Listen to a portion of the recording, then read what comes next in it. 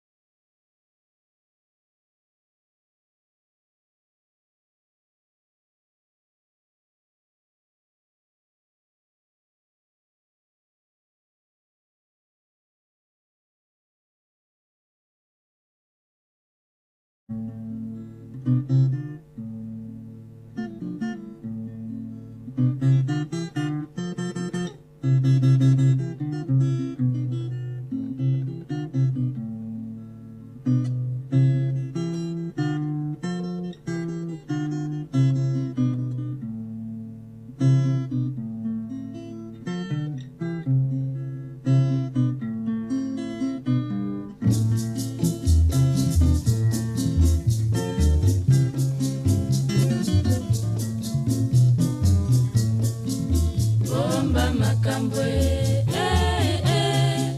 bomba makambwe,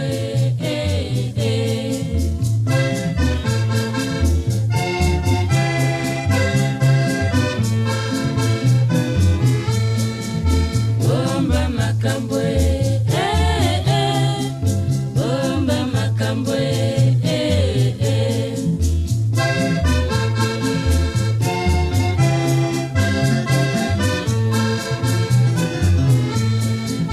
bomba makambwe, bomba makambwe, likambo yangana soki omoni bombaka na motema ekoluka ndongo bandeko bomba makambwe, bomba makambwe,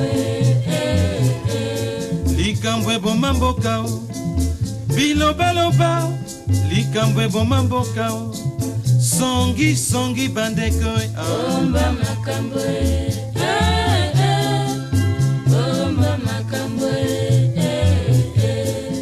zala na mayele soki oyoki likambo zala na mayele tango bakotuna yo bandeko bomba makambwe, bomba makambwe, obimi yo na moninga bandeko bosali ndoki bombaka na motema ekoluka matata bandeko bomba makambwe, bomba makambwe, okei mboka ya bato okuti likambo soki ozongi bandeko bombaka na motema bandeko bomba makambwe, bomba makambwe.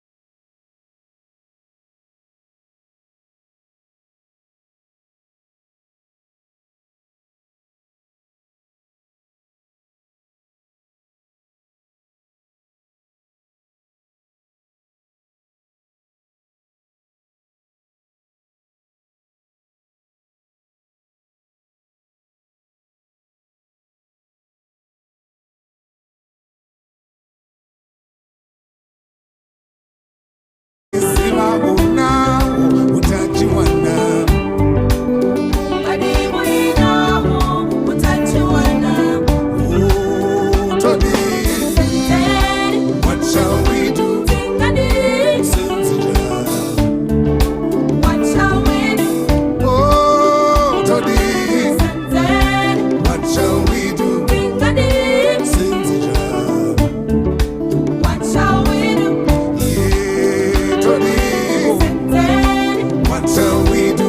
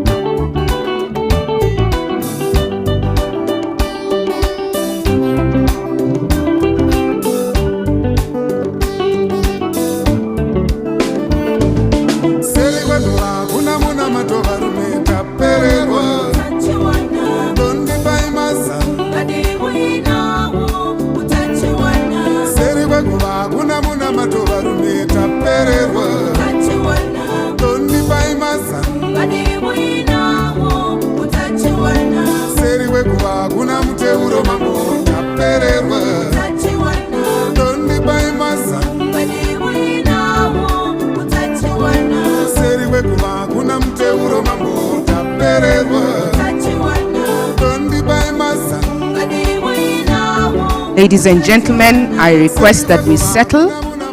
Our chief guest is already in the room, so if we could please settle down so that we can begin our program.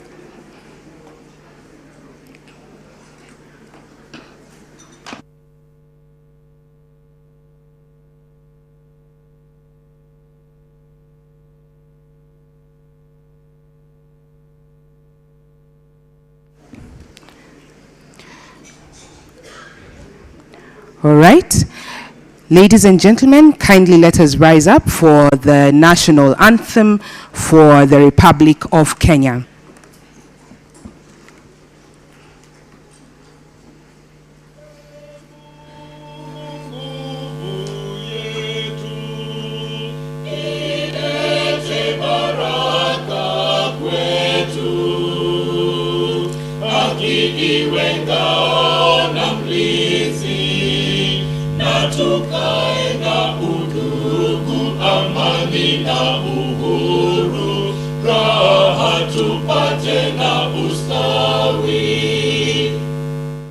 Thank you very much. You may have your seats. Good morning one more time and welcome to the 11th Africa Initiative Forum hosted right here on Kenyan soil, and we're so excited and glad that you could travel all those hours to come for this forum and experience Kenya in a fantastic and a new way. So welcome to Kenya and feel very, very at home. We love visitors. My name is Wagani Wamba and I'm going to be your moderator. We have just a few house rules for you. We have interpreters with us here, so we shall be requesting that all our speakers please speak in moderation so that the interpreters are able to interpret in the languages of French and Spanish, and they are seated at the back. Should you require anything or any assistance, our ushers are at hand and waiting on you. They are dressed in some beautiful Ankara coats. Or anyone who looks like me, my height, I'll request Judy to please stand. So that's how she looks. So just in case you may be outside in the foyer in the hotel and you require some assistance, when you see a lady or a gentleman dressed like that, please reach out to them and they will be able to assist you. We also request that you always wear your badge with you. If just in case you have not collected your badge, we request that on the outside after tea break, please wear your badge and always wear it for us to ease of identification on you. Ladies and gentlemen, this is not my meeting. It belongs to the chairman of the Africa Initiative, Mr. Gedim Boro, and it is now my pleasure to welcome him to take over the meeting today. He'll also welcome our chief guest, Madame Rachel Omamo, who is our Cabinet Secretary for Foreign Affairs, and take over the program. So from wherever you are, let us give a very warm welcome to our chair of the African Initiative, Mr. Gedim Boro.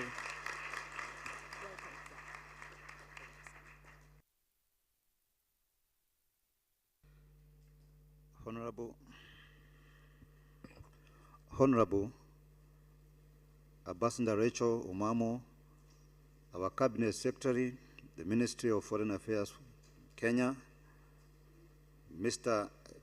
Yoshiki Takeuchi, the Deputy Secretary General for OECD,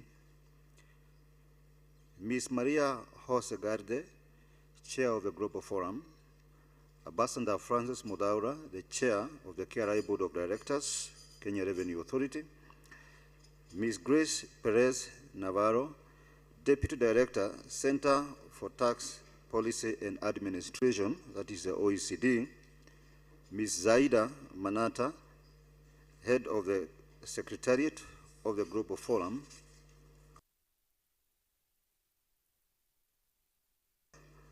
of the Africa Initiative and the Commissioner for South Africa Revenue Service, General and Directors General of various tax administrations present here, our distinguished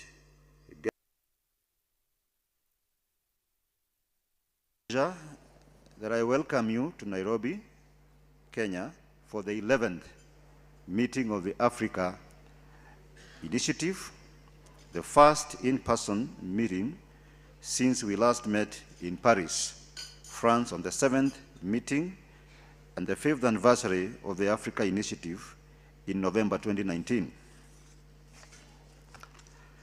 The Africa Initiative was launched in 2014 by the Global Forum on Transparency and Exchange of Information for Tax Purposes.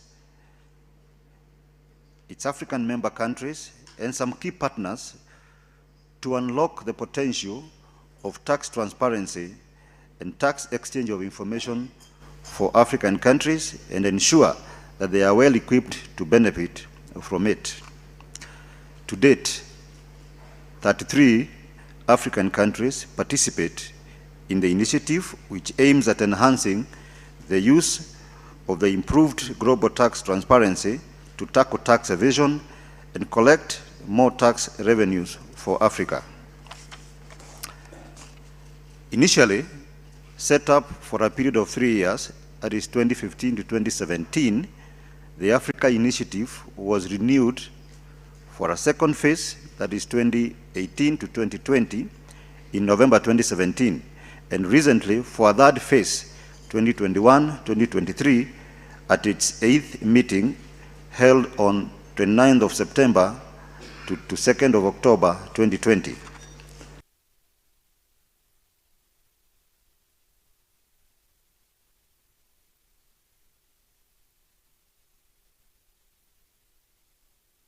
Two strategic axes of the need to raise political attention to support the implementation of tax transparency and exchange of information standards, and the need to address the administrative and technical capacities constraints of African tax administrations. Political support is key to combating illicit financial flows using tax transparency and exchange of information. Decision makers' understanding of the effectiveness of tax transparency in the fight against tax evasion and other illicit financial flows is fundamental for African countries to benefit from international exchange of information. In addition to ensuring adequate political support, African countries need to establish appropriate infrastructure to implement and benefit from the international exchange of information standards. Members of the Africa Initiative meet every year to take stock of the progress made in this agenda and to discuss the remaining challenges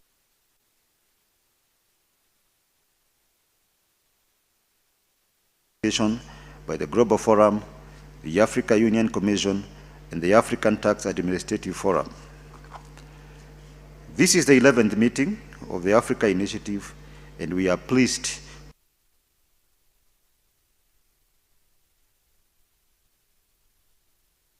report, whose main findings will soon be presented by Ms. Zaida Manata, head of the Global Forum Secretariat.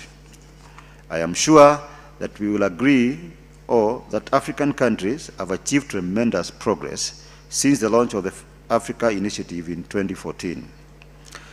In November 2017, Cameroon hosted a high-level meeting of African finance ministers and heads of tax administrations on the margins of the plenary of the meeting of the Global Forum. Participants to this meeting recognized that while the global landscape for fighting tax evasion and avoidance had changed, African countries were not yet fully exploiting the advances in international cooperation in the mobilization of their domestic revenues. They adopted the Yaoundé Declaration, which marked an important step in and combat illicit financial flows in Africa. This evening, or this morning, my peers, heads of tax administrations of African countries, will join me to celebrate the 5th anniversary of the Yaoundé Declaration and discuss the next steps in leveraging tax transparency and exchange of information to combat tax evasion and other illicit financial flows in Africa. The work of the African Initiative would not be possible without the synergy with other key players. Today,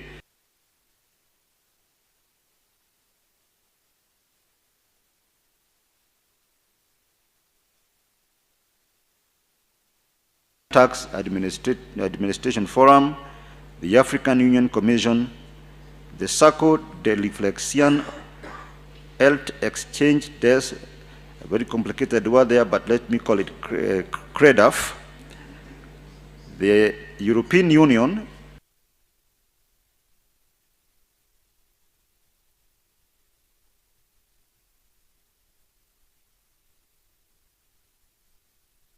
Forum, the World Bank and the World Bank Group.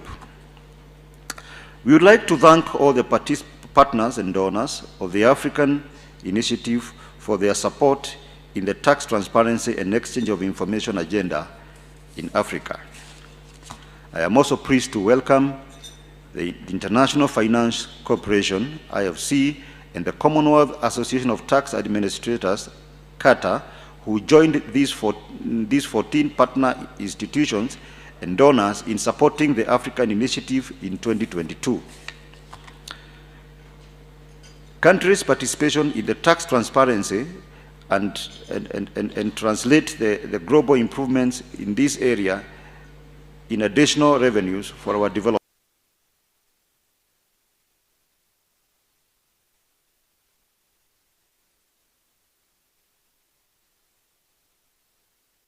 To seize this opportunity to thank them for their participation, which I hope will provide them with a better understanding of the importance of tax transparency and exchange of information for domestic resource mobilization strategies. I thank you for joining us and wish you all fruitful discussions in further advancing the fight against tax evasion and other illicit financial flows in Africa through enhanced tax transparency and international exchange of information. It is now my pleasure to welcome Ms. Maria Jose Galde, Chair of the Global Forum Secretariat, Global Forum, to deliver her welcome remarks.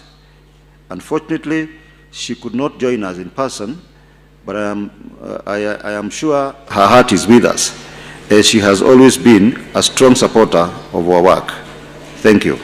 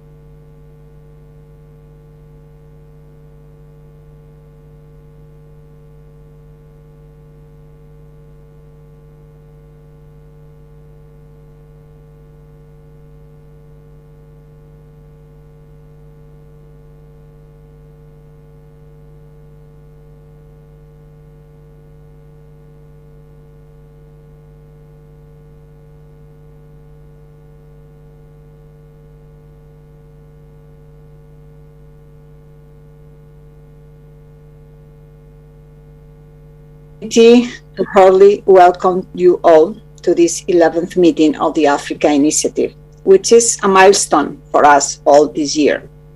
While complications related to my schedule has not allowed me to be with you in person in Kenya, I join you virtually while celebrating the opportunity that this year we have been fortunate to enjoy to a face-to-face meeting since the last in-person meeting held in Paris in November 2019. Indeed, today we are gathered to discuss an initiative of the utmost importance, the Regional Commitment in Africa, also called the Africa Initiative. It was launched at the Global Forum plenary meeting in 2014 as a partnership between the Global Forum, its African members, currently 33 members, as well as donors and partners. The Africa Initiative encourages the engagement and participation of African countries in international tax cooperation to promote tax transparency and fight not only tax evasion, but also other illicit financial flows. These steps are important as they ultimately result into more resources for development in the region. The Africa Initiative was the Global Forum's first regional program. Its results, now made visible through the Tax Transparency in Africa report, the 4th edition of which will be launched this morning, resonate beyond the African continent and have inspired the creation of 3 other regional initiatives by the Global Forum: the Punta del Este Declaration for Latin America, the PACIF Initiative, and more recently, the Asia Initiative. The decision taken by members of the Africa Initiative to appoint 2 senior officials of African countries as chair and vice chair of the initiative in 2020 was a turning point in the direction of this program. This has been critical for the significant progress achieved around the 2 strategic axes of the Africa Initiative: raising the political attention and building capacities in tax transparency and exchange of information standards for Africa. And we shall hear this over the course of the next 3 days. I would like to thank Mr. Giti Memburu as well as Mr. Edward Kiswetter for their leadership of the Africa Initiative. I also applaud the 33 African finance ministers in the African Union Commission who have signed the Yaoundé Declaration, calling for a tax transparency program for Africa and for closer collaboration between countries, sub-regions, and continental institutions to curb IFFs and enhance DRM on the continent through enhanced tax cooperation. I am convinced that your efforts and valuable contribution will make this a very fruitful meeting to continue promoting regional cooperation and in particular, the exchange of information for tax purposes in Africa. While I will not be with you in person for one-to-one discussions of the coffee breaks, I wish you all very productive discussions aimed to enhance tax transparency and international exchange of information for the Africa region. Thank you very much.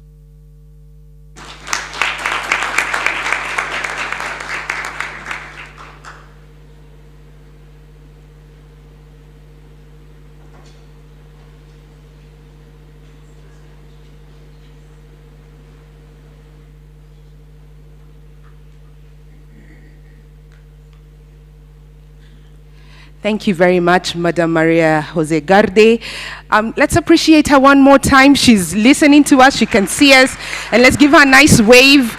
I think there's a camera that can get you, and thank you very much. We really miss your presence, but we appreciate that you could take time to be with us.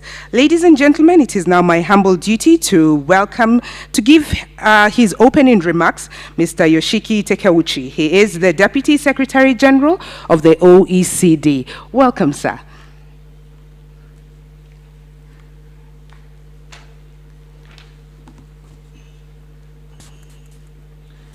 Thank you. That's fine. Cabinet Secretary of Foreign Affairs, Ambassador Rachel Omamo, Chair of African Initiative, Mr. Giti Memburu, Chair of Revenue Authority Board, Ambassador Francis Mutalao, Chair of Global Forum, Ms. Maria Jose Garde. Dear Commissioners, dear Commissioners General and Directors General of Tax Administrations, dear OECD colleagues, dear tax officials, ladies and gentlemen. I am delighted to address you today on the occasion of the 11th meeting of African Initiative. First of all, I would like to thank the Kenyan authorities for their warm welcome and hospitality, which remind us the importance of being able to meet again in person. As highlighted by the Chair of the African Initiative, Mr. Girti Mbulu, this important initiative was launched in 2014 by the Global Forum and its key partners. It was launched with the objective of helping African countries to realize the full potential of progress made by the global community to improve tax transparency and to strengthen international tax cooperation. 8 years later, the tremendous progress made in Africa on tax transparency agenda are visible. When the African Initiative was launched, we had 17 African countries, members of the Global Forum. Since then, its membership has doubled, with now 33 African countries participating in this work. The network of exchange of information partners for African countries has expanded from 900 relationships to over 3,500 relationships, with more African countries joining the Convention on Mutual Administrative Assistance in Tax Matters. This convention was created by the OECD and the Council of Europe in 1988 and amended in 2010 to be open to non-OECD and non-Council of Europe members countries. It is the most comprehensive multilateral instrument available for all forms of tax cooperation to tackle tax evasion and avoidance, with already more than 140 participant countries. The number of requests of information sent to foreign jurisdiction by African countries to support their cross-border investigation and audits has increased 12-fold, from about 30 requests in 2014 to more than 450 requests. Most importantly, in 2020, for the first time, African countries sent more requests than they received. More African countries are joining in the implementation of the standard on automatic exchange of information on financial accounts. All these progress are now translating into revenue gains. The offshore tax investigations supported by the exchange of information and voluntary disclosure programs have enabled African countries to identify over 1 billion in euro. This is a great success for Africa. Dear colleagues, the Africa Initiative is changing the tax transparency landscape, as well as the fight against tax evasion and other illicit financial flows in Africa. I welcome the 2021 progress, which will be highlighted in the 2022 edition of the Tax Transparency in Africa report to be launched this morning. It is encouraging to see many delegates, including senior representatives from Ministry of Finance, tax administrations, continental organizations, and civil society organizations from across Africa gathered here in Nairobi this week.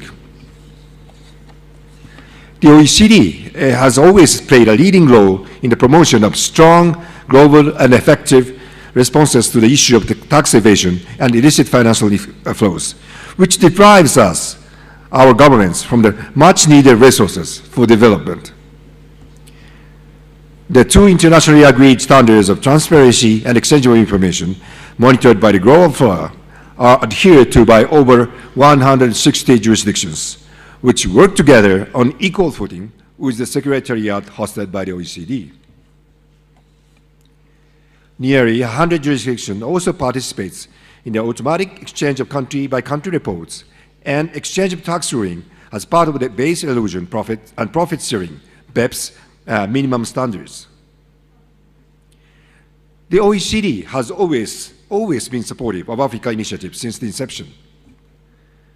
The launch in 2014 was marked by a high-level breakfast hosted by the OECD Secretary General for the heads of African delegation, including ministers of finance.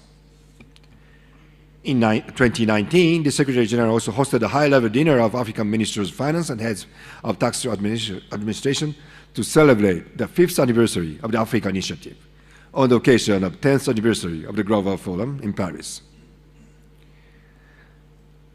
Ladies and gentlemen, as we meet in Nairobi this week to celebrate the success of our Africa Initiative, we should also recognize that the progress remains uneven on the continent, and we need more and stronger efforts to close the remaining gaps. The role of the policy and decision makers is crucial to advance the tax transparency agenda. If we want to continue to make progress and even move faster, African countries have to lead, set the agenda, commit the resources, support their tax administration, and unlock the potential this tool provides. Implementing transparency and exchange of information brings some costs, but they are minimal compared to the benefits. They are the engines of the domestic resource mobilization. I applaud the success of the Yaoundé Declaration, the call to action by already 33 ministers of finance to strengthen the international tax cooperation to combat illicit financial flows in Africa. Our special thanks goes to the growing number of partner organizations and donors of African Initiative, including the latest members and observers, Algeria, the West African Tax Administration Forum, and the International Finance Corporation, who joined us recently. I also thank the members of African Initiative for their commitment, the chair and the vice chair for their leadership, and the Global Forum Secretariat for its capacity building program, which fuels our collective progress on tax transparency on this continent. And I call on non-members to join the Global Forum and African Initiative and benefit from the improved tax transparency landscape to increase their domestic resources. Lastly, I wish you all a fruitful meeting and impactful deliberations. Thank you very much for your attention.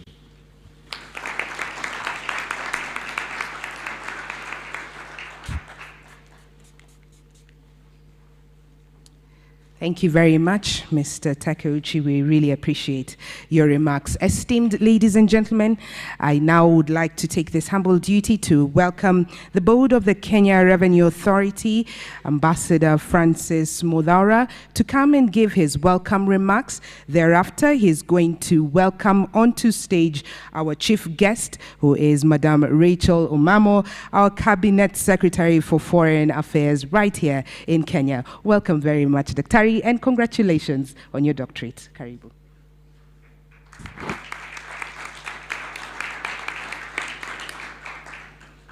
Thank you very much. The Honorable Ambassador Rachel Omamo, Cabinet Secretary for the Ministry of Foreign Affairs of Kenya, Mr. James Idhimburu, Chairman of this conference, and the Director General of the Kenya Revenue Authority, Mr. Yashiki Takeuchi, Deputy Secretary General, OECD, Ms. Maria Jose Gade, Chair of the Global Forum, Ms. Grace Perez Navarro, Deputy Director, Center for Tax Policy and Administration, OECD, Ms. Zaida Manata, Head of the Secretariat of the Global Forum, Mr. Edward Kiweta, Vice Chair of the Africa Initiative and Commissioner of the South African Revenue Service, Commissioners General and Directors General of Tax Administrations, ladies and gentlemen. KRA recognizes the role of tax transparency in achieving its mandates of domestic revenue mobilization. The benefits of the authority has continued to gain from the improved transparency environment cannot be overemphasized. As a tax administration, we shall continue to collaborate with the OECD and the Africa Initiative in promoting global best tax practices in tax administration.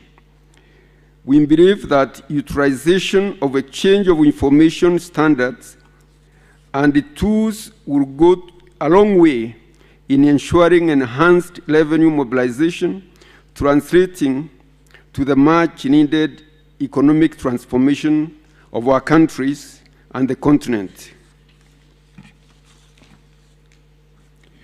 We are therefore honored to host this important event and look forward to fruitful engagements.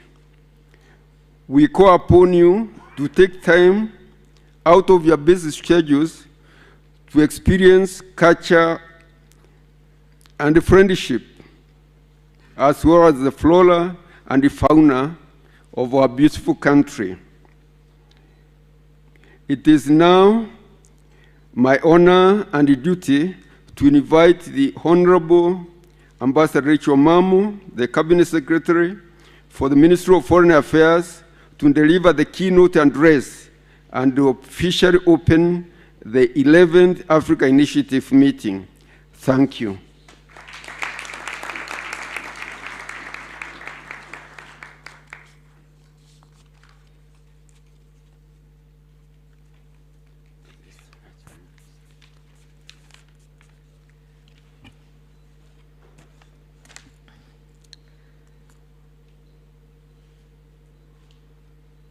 Mr. Gidi Mburu, the chair of the Africa Initiative, Mr. Yoshiki Takeuchi, the Deputy Secretary General, OECD, Ms. Maria Jose Grande, chair of the Global Forum, Ambassador Francis Mudhaura, chair of the Board of Directors of the Kenya Revenue Authority, Ms. Grace Perez Navarro, Deputy Director, Center for Tax Policy and Administration at the OECD, Ms. Zaida Manata, Head of the Secretariat of the Global Forum, and Mr. Edward Kaivester, Vice Chair of the Africa Initiative and Commissioner of the South African Revenue Service, Commissioners General, Director Generals of Tax Administrations, ladies and gentlemen. May I echo the sentiments of those who have come before me and welcome you heartily to Nairobi. Unfortunately, you're coming to Nairobi during our cold season. I want to assure you that it's usually very warm here, but you come to receive the warm hospitality of Kenyans. We're delighted to receive you and for you to be part of us during the next few days. Ladies and gentlemen, thank you. Ladies and gentlemen, I am honored to be part of this important event that brings together key stakeholders to take stock of the journey of the Africa Initiative since its launch in 2014. Being a regular meeting, this meeting provides a useful forum for reflecting on gains made from the improved transparency on tax matters in Africa, as well as strategies for addressing challenges that prevent African countries from drawing maximum benefit from the improved transparency environment. Significant, too, is the fact that the wide range of stakeholders participating in this meeting have an opportunity to share useful experiences on pertinent issues that will enable Africa make progress in tackling tax avoidance and evasion. Your attendance is therefore much appreciated, and I take this opportunity to recognize your important presence and the value of this conference to Kenya. African countries face a myriad of challenges related to illicit financial flows and tax evasion. These challenges are persistent. They cut across borders and account for colossal sums of money transferred out of our countries illegally. This strips African countries of resources that could be used to finance much needed public goods and services, such as health, education, security, and infrastructure, and to reduce the burden of debt that is shouldered across the continent. As you may be aware, the Economic Development in Africa report for 2021 estimates that Africa loses about $88.6 billion. That is about 3.7% of its gross domestic product annually in illicit financial flows.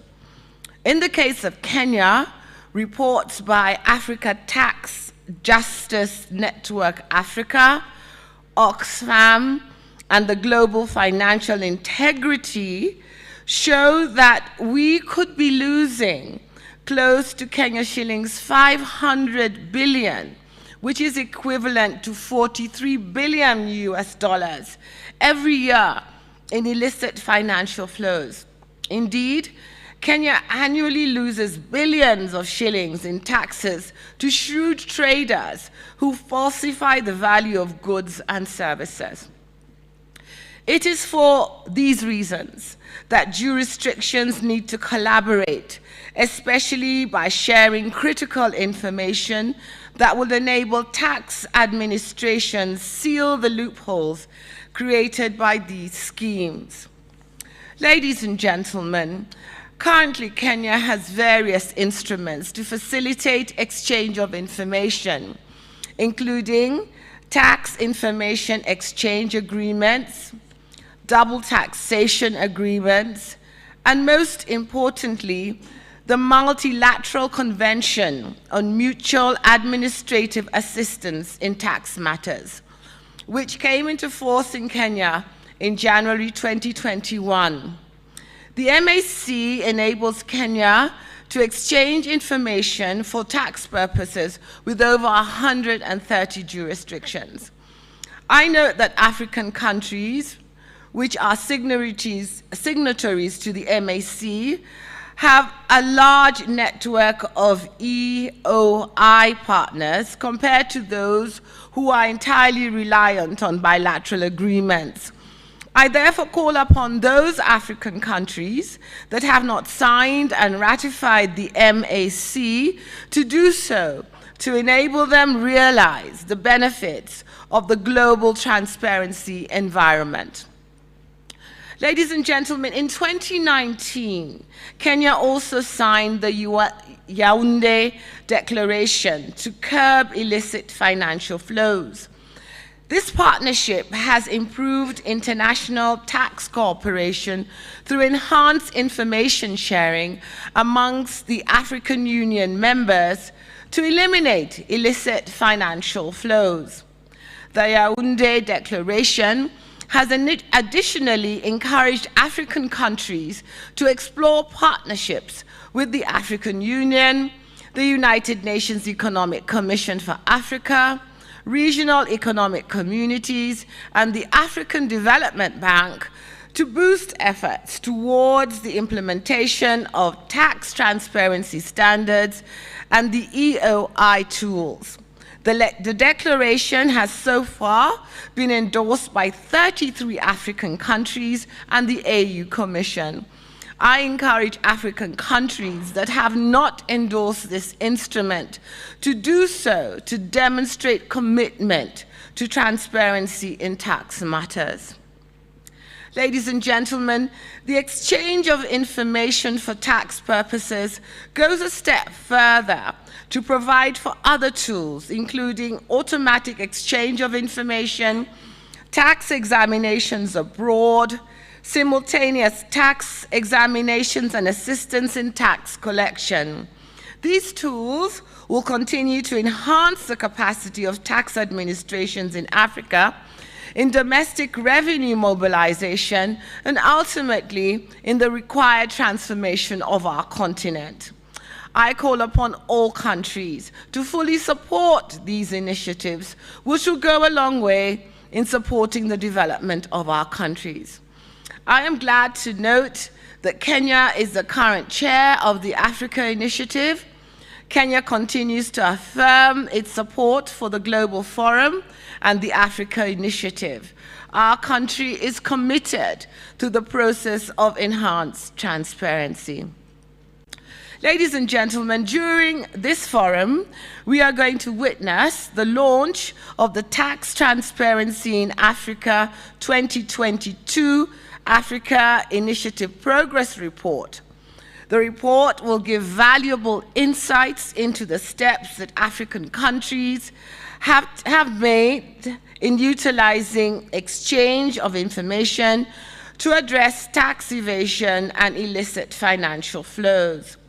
The expectation is that the report will demonstrate the commitment and the determination of African countries in progressing the tax transparency agenda through enhanced exchange of information, as well as the benefits that have accrued from the utilization of tools that have been made available in support of the tax transparency agenda. It is also my expectation that this report will highlight some of the challenges that we will need to continue to address to further improve this tax transparency environment. Ladies and gentlemen, in closing, allow me to thank the Organization of Economic Cooperation and Development, OECD, for their partnership that has given African countries the opportunity to share and to adopt global best tax practices. I also wish to extend my gratitude to all our partners who have been instrumental in supporting Africa Initiative programs, including in enhancing capacities of our tax administrations. And with those remarks, I now declare the 11th Africa Initiative meeting officially open, and I thank you for your kind attention.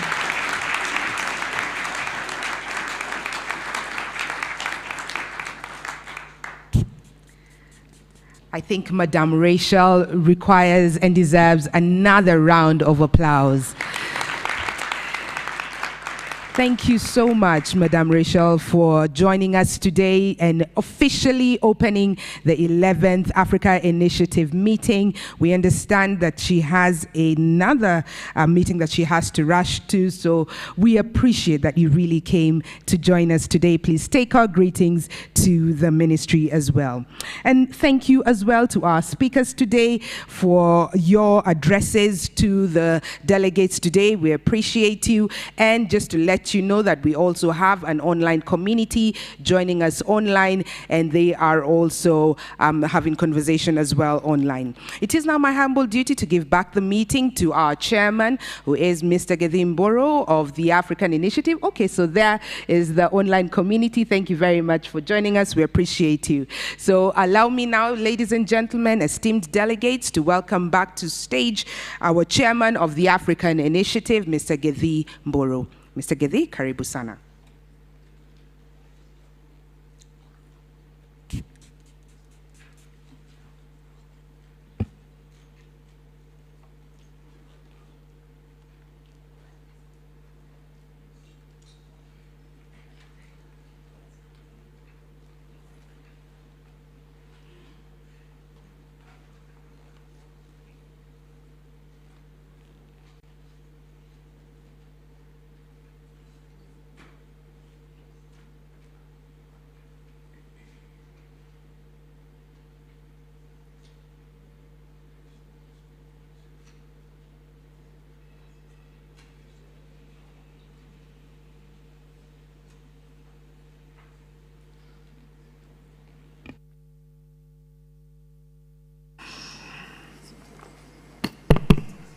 Thank you very much, Wageni, and let me also take this opportunity to thank our CS for being available for us and all the speakers who have been able to present or make their opening remarks. We will now move to the next session where we will have a presentation on the report that we are going to launch today, and I would like to invite Zaida to make that presentation.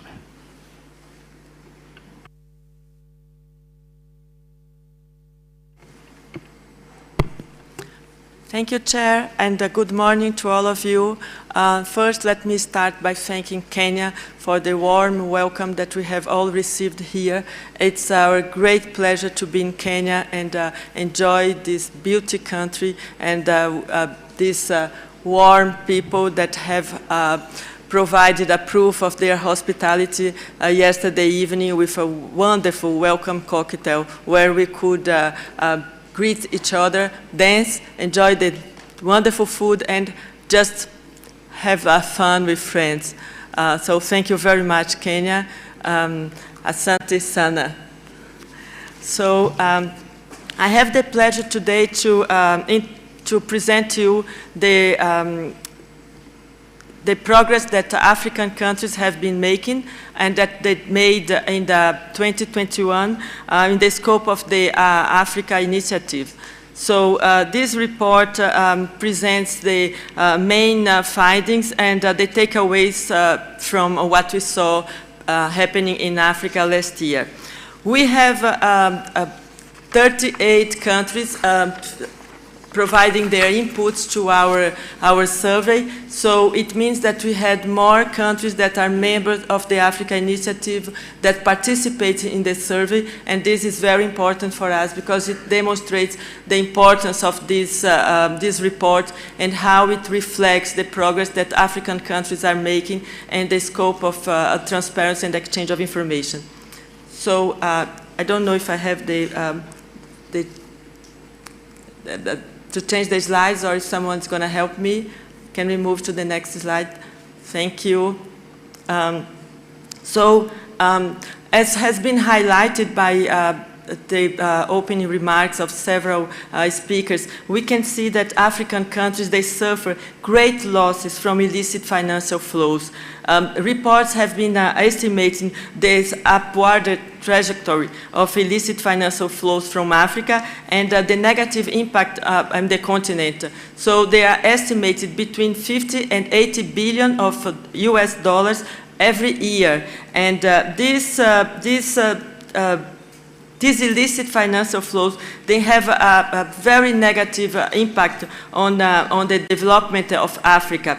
So from the pre-COVID estimations, the Africa's Sustainable Development Goals gap was estimated at around $20 billion every year. And 2021 studies estimated that this gap has even increased between 50 and 70%. It means that the challenge has becoming even bigger. So ensuring the economic recovery of Africa has been highlighted by the African Union Commission, and they are forecasting that the share of the world GDP is expected from African countries is expected to be at its lowest level since 2022. So COVID has pushed at least an additional 29 million of people into extreme poverty. So effectively curbing illicit financial flows would unlock the much needed resource in Africa. But at the end of the day, what are we talking? We talk about illicit financial flows. What are we talking about? We are talking about any cross-border financial transfer that contravene domestic or international laws, agreements, and tax evasion is a very important part of these flows. So the link between tax transparency and illicit financial flows is supported by research. It's fully documented. But where transparency is is not present and uncertainty is high, so the rate of illicit financial flows is higher. Because increasing transparency and exchange of information provide light to these flows and allows the authorities to really curb this very negative flows that goes out of African countries. So deterring tax evasion and other illicit financial flows can have a very positive impact to African developments and to the quality of life of African people. So this is part of the strategy to achieve the Agenda 2063 of the Africa we want. That's part of this agenda and a strategy to reach these goals. Next slide, please. So, considering all these facts and circumstances, the Africa Initiative was launched in 2014, and the goal was to partner the Global Forum, partners, African countries, and international organizations and development partners to unlock the potential of transparency and exchange of information to fight against these illicit financial flows and especially tax evasion. The issue was quite evident.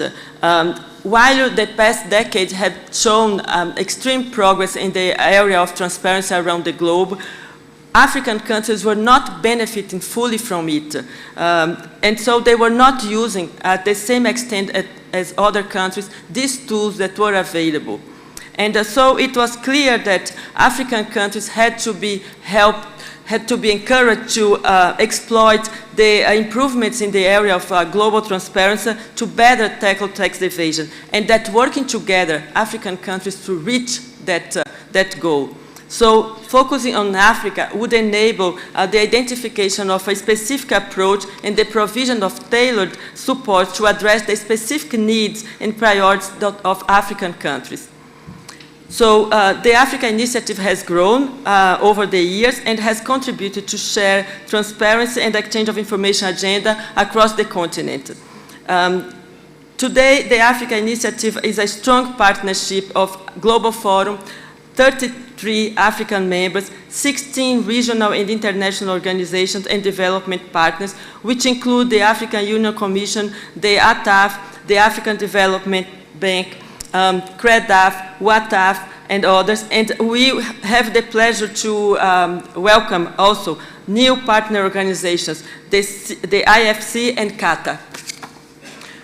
So in 2020, the mandate of the Africa Initiative was renewed by another 3 years, 2021 to 2023.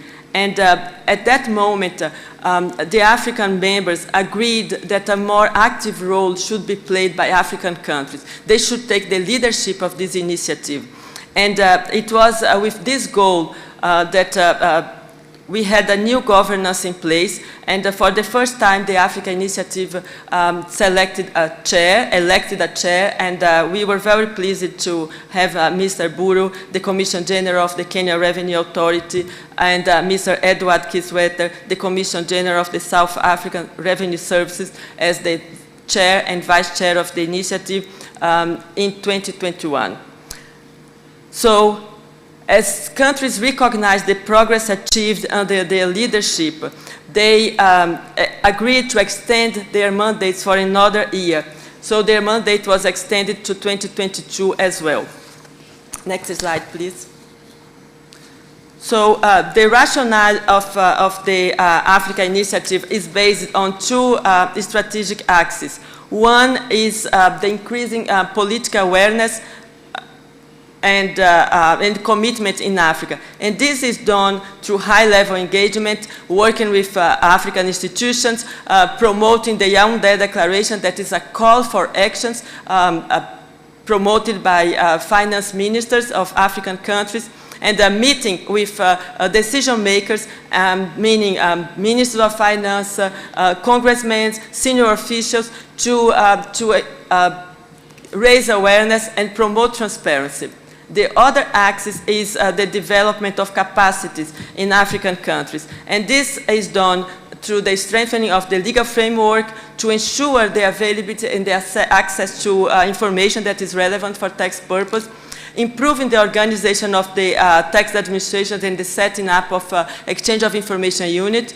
This is really important because they are the ones who will be running running the exchanges, running the operational aspects of it, and that they have the appropriate tools. They have manuals, they can track the information and the requests for it. And also training the officials, and training the officials not only to perform the exchange of information, but also to make use of it, which means training tax auditors and tax investigators to make use of exchange of information, and so that they can benefit from these tools. Maybe next slide, please. So the Africa Initiative, the annual report that is going to be launched soon, it measures the progress made by African countries during the year, which means 2021.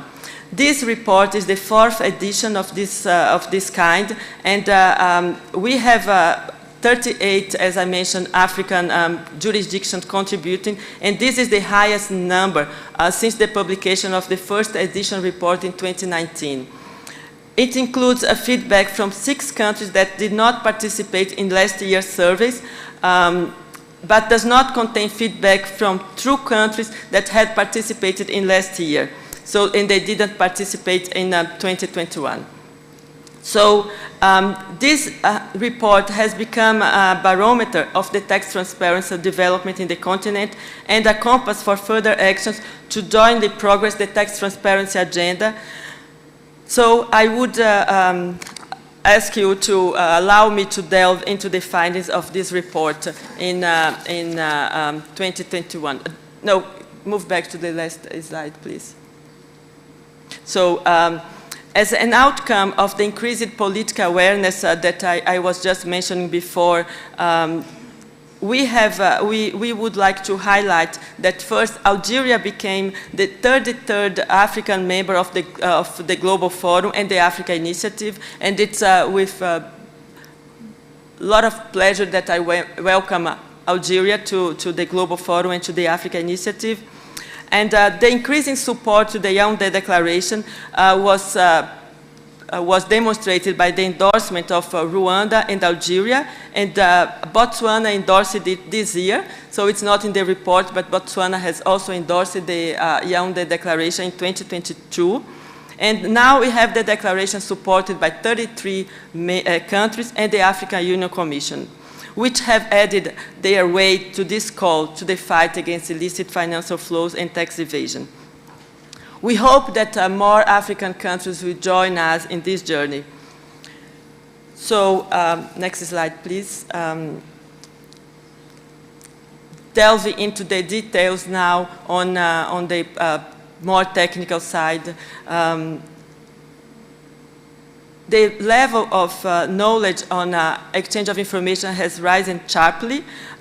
In 2014, the level of knowledge was recognized as low by 78% of the countries. And now only 21% consider low their level of exchange of information.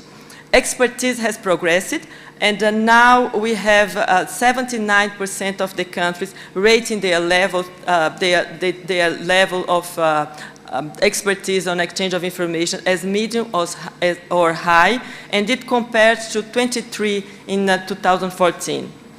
So, next slide, please. The other outcomes are also very meaningful. First, African countries are building the infrastructure needed to effectively use exchange of information. So the trend is positive across the board, as indicated by the figure that you can see. In 2021, we had one more country delegating the function of competent authority from the Minister of Finance or head of the tax administration to a more operational officer to make the exchange of information process more efficient. The implementation of dedicated units to exchange of information has increased to 30 in 2021, and this is instrumental to the management of exchange of information on the daily basis. The use of an exchange of information manual and a tracked system continue to grow. We have one more additional country adopting an exchange of information manual and 2 other countries implementing the tracking systems to exchange of information requests. These tools are essential for a well-functioning exchange of information units. So, next slide, please. Another objective of the Africa Initiative is to help the broaden of exchange of information network so that a country can request information from more partners. If you don't have access to information, it's very difficult to really perform an audit and identify the amount of tax that is due if a transaction is a cross-border transaction. So it's very important to have a wide network of exchange of information partners. So we have been a very positive trend for the 38 African jurisdictions that were surveyed.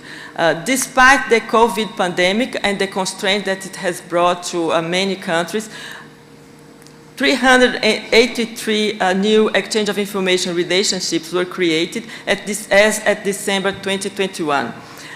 And this was done mainly to the signing of the MAC, the Multilateral Convention on Administrative Assistance in Tax Matters. This is the most powerful instrument for administrative cooperation between tax administrations. And Rwanda signed the MAC in 2021, and Botswana, Eswatini, and Liberia ratified it, bringing it into force. And most recently, in 2022, Mauritania deposited its instrument of ratification, and other African countries are in the process of doing the same. So we are very pleased to see this trend in this slide. Next slide, please. And more and more tax administrations are using exchange of information tools to make requests, and which means that they are accessing information that is held abroad. The trend is very positive. In 2014, African countries were not using exchange of information in their tax audits. You can see that in 2014, we had less than 50 requests made by African countries during the year. So African countries committed in 2014 to use exchange of information networks and by training their tax auditors so they would be aware of this possibility, and also to be trained how to make this request, what was required to be successful when we request information from a partner.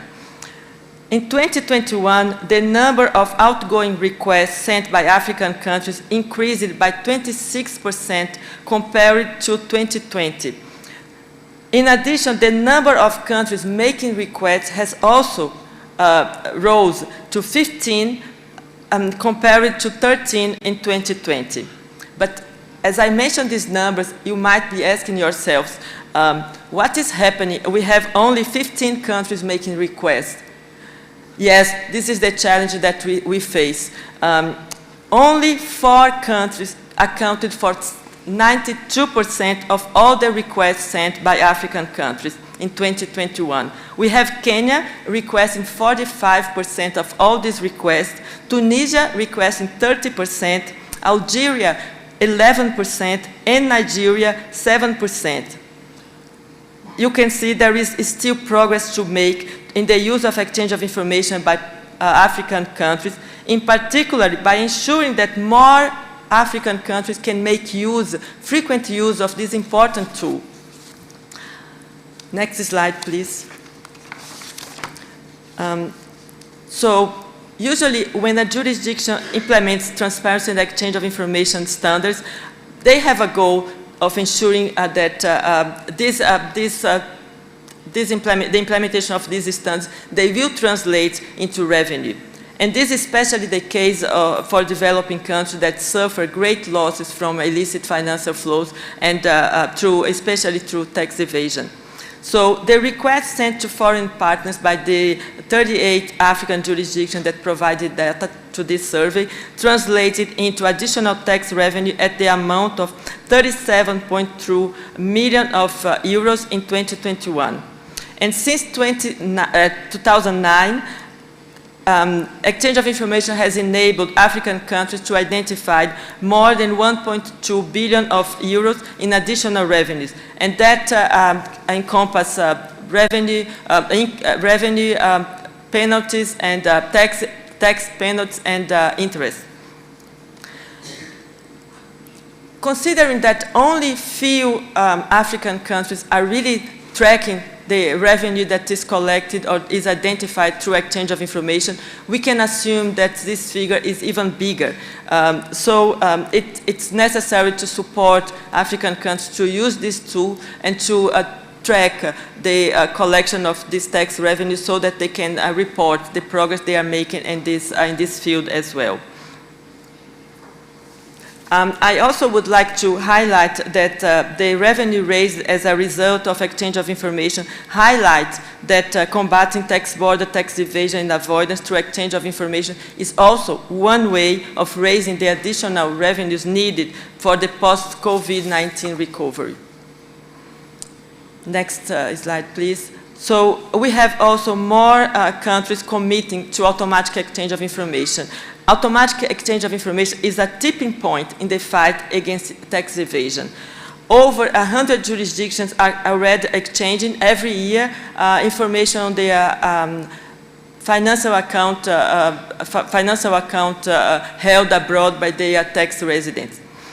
This is done on an automatic basis. And this number should reach 121 jurisdictions in 2024. But the implementation of this standard is still limited, and it's at an early stage in Africa. At the beginning, we had only 3 countries starting at the first moment. We had Mauritius, Seychelles, and South Africa starting exchange of information in 2017 and 2018. But the dynamic has changed, and now we have more and more African countries implementing or in the process of implementing automatic exchange of information. As of December 2021, we have 9 African countries committed to a specific date, and now we have both Senegal and Tunisia considering an appropriate date for starting automatic exchange of information, and Tunisia has committed to implement it by 2024. We expect other African countries to engage in this type of exchanges soon. So to support developing countries to implement automatic exchange of information, the Global Forum launched a new strategy for this implementation, and the idea was to unleash the potential of automatic exchange of information, especially for developing countries. A comprehensive and staged support is available for these countries that are interested in automatic exchange of information, and we also delivered a toolkit providing guidance on all aspects of automatic exchange of information implementation, and this was published in 2021. This was followed by a new e-learning course on automatic exchange of information that was launched in March 2022. And the Africa Initiative partners will continue to support the African countries that are willing to implement automatic exchange of information and any other aspects that I have mentioned before. Next slide, please. So upskilling the officers from African countries is key. And so we have been developing technical assistance and capacity building activities in 2021. So we have 32 African countries benefiting from technical assistance program, and half of it are induction programs, which is a comprehensive technical assistance program offered to all Global Forum members that join us after 2016. Or some of other countries, the other half are benefiting from tailored technical assistance program. The African region is a key beneficiary of the Global Forum Technical Assistance Program. 38% of all technical assistance provided by the Global Forum was had as a destinatory African country. And over 1,500 officials attended 12 trainings, and this attendance is more than the one in the whole period of 2015 to 2019. And this was provided because we were offering more and more virtual trainings, which allowed more officers to attend them. But you can see that there is an upward trend compared to 2020. So we expect this to grow even more in the coming years. We launched another program, and I'm very proud to mention it, is the Train the Trainer program. This was launched as a pilot program in 2021 in Africa. And the objective of this program is to create and support a highly skilled network of trainers to localize and multiply the acquired knowledge and the skills domestically. So we had 34 participants from 17 African countries, and this is a 9-month program. And this has resulted in 26 local trainings being held in 13 countries, and these trainings were attended by almost 900 officers. So these very engaging trainers, they are planning additional local trainings for this year and the following years, and they will continue to share their experience and collaborate through the new established Train the Trainer network. So we have also continued this program, and in 2022 we have 28 participants from 13 countries in Africa. In terms of gender balance, more needs to be done in Africa to increase the percentage of women's participation in the capacity building activities. While in the most regions around the world, we have an average of above 50% of female attendance, in Africa the average is around 40%. So despite remaining low, this percentage represents an increase if you compare to the 34% that was the rate for 2020. And under the Africa Initiative, actions will continue to be promoted to ensure inclusivity and equal access to knowledge. We have also 2 less miles trainings, which are trainings that focus on sensitizing tax auditors and investigators to increase their awareness of the use of this tool, the exchange of information, and how they could do it. So we had more than 600 participants in 2021. Next slide, please. So we developed 3 new toolkits in 2021. One is a model manual for exchange of information for tax purpose, and this was done in partnership with the World Bank Group and the African Development Bank, and it provides guidance and templates for implementing relevant procedures for all forms of exchange of information, which includes exchange of information on request, spontaneous, joint audits, etc. And it also reflects recent improvements, such as group requests. Another toolkit is the toolkit on building effective beneficial ownership frameworks, and this was done in partnership with the Inter-American Development Bank. And as you all know, this is a key area, a key concept for transparency and exchange of information, and it's also one of the biggest challenges in the implementation of the exchange of information standards. So this toolkit, I hope it's going to be very helpful to all the jurisdictions. Finally, we developed a toolkit for the implementation of the standard for automatic exchange of financial account information, and this was done with the financial support of GIZ. Next slide, please. Recognizing that cross-border recovery of tax claims is a critical pillar in a jurisdiction revenue strategy, the African countries decided to focus on assistance in this field, and because this is a particular challenge, not many countries had experience on that, and this is challenging also at the domestic level. So the Africa Initiative members decided to establish a working group to work on this field, and now it's running. It's a very mature group, and we have 23 officials from 12 African countries working in this field.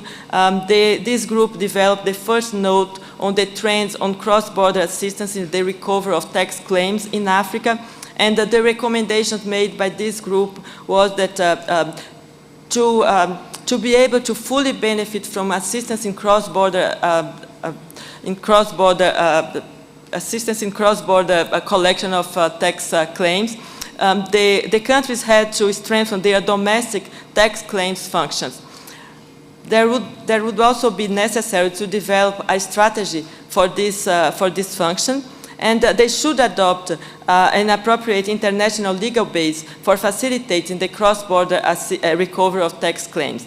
And this group has been supported by experts from the Belgian tax administration and the Japanese tax administrations. We are very grateful for these countries that have provided the experts. I think we have Michael over there, yes, and he's gonna presenting later during these days. And we also have a colleague from Japan that is gonna make a presentation remotely, and that demonstrates the support and that we are receiving from these two jurisdictions.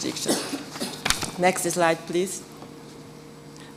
So, looking ahead and what we have to do, what we need to continue doing to move this agenda forward.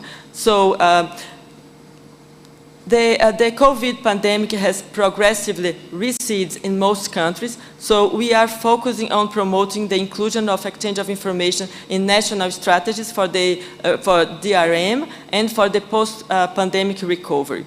With our partners, we continue to deliver tailored assistance in line with the needs of each country.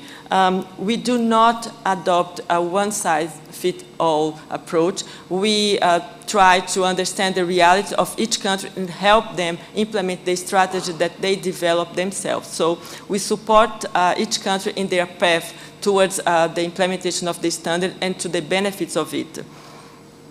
We understand that each country has a different path and a different rhythm. So we want to support each one of you in your path towards a more transparency and the use of exchange of information. The main areas of support that we'll be focusing on are an effective exchange of information framework and the broadening of automatic exchange of information implementation. And support will be provided to ensure that countries have a robust domestic framework to comply with the international standards and support their fight against tax evasion and other forms of illicit financial flows. And to that end, we should also monitor the impact of exchange of information on DRM and on the fight against illicit financial flows. I'm very pleased to say that while the female participation of African officials in the Global Forum events it has increased compared to last year, despite it still being reduced compared to other regions. But this year we have another trigger that we hope will increase the participation of female colleagues in the discussions and the events related to transparency and exchange of information.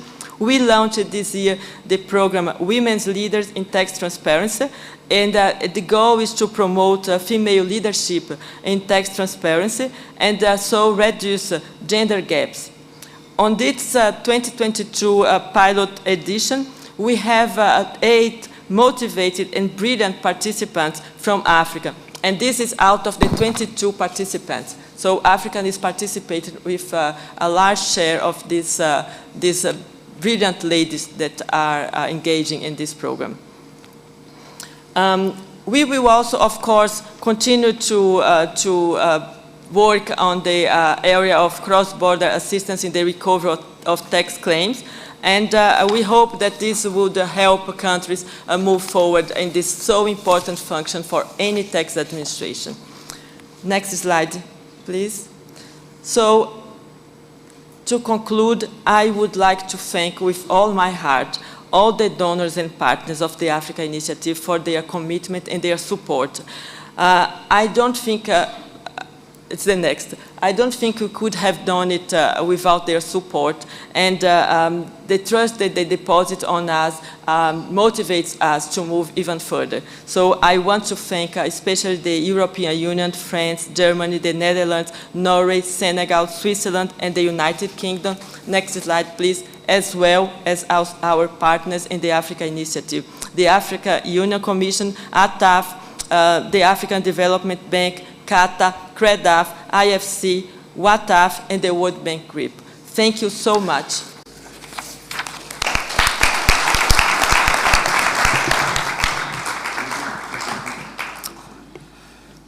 Yeah, thank you. I think you will have to join me again in thanking Zaida for a very eloquent and elaborate presentation.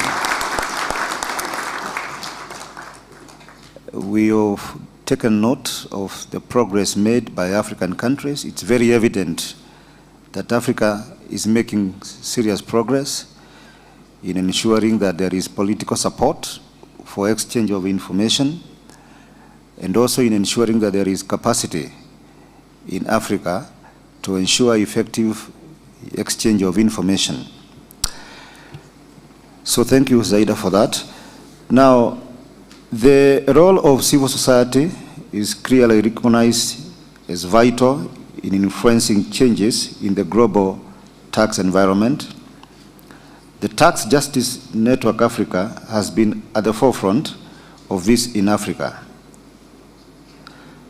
We would like now to have a commentary from Ms. Chenai Mukuba, Policy Research and Advocacy Manager, Tax Justice Network Africa, on how exactly they see the progress that Africa has made in addressing tax evasion using exchange of information. We'd like to hear what is their view on where we are. So allow me now to welcome Ms. Mukuba to make a few comments. Welcome. Thank you very much, Chair. First of all, allow me to thank you for recognizing the role of civil society and for inviting us to be able to contribute to this discussion. Thank you so much for your presentation, Zeda. I think it very accurately reflected what was in the publication that we received. And I think one of the things that I want to begin by highlighting is that the report clearly indicates the importance of the need for African countries to tackle illicit financial flows. And it also speaks to the way in which the promoting of tax transparency and exchange of information are important and cannot be understated. And this is particularly given the disruptions we've been seeing within the global economy. And so, to not mention all of them, a couple of these that have particularly negatively affected the continent include the COVID pandemic, which upended economies and health sectors, the climate change issue that we are seeing that is devastating communities across the continent, the conflicts that we are seeing across the world that are as a result causing an increase in commodities, and also the debt burden that many African countries are facing, really pointing to the need that African countries need to double down on finding ways to curb illicit financial flows and promote domestic resource mobilization. And so there's 3 points that I would like to speak to this morning. 3 points that we think could increase the uptake of African countries using tax transparency and exchange of information to help them, to borrow your words, Zeda, unlock their potential.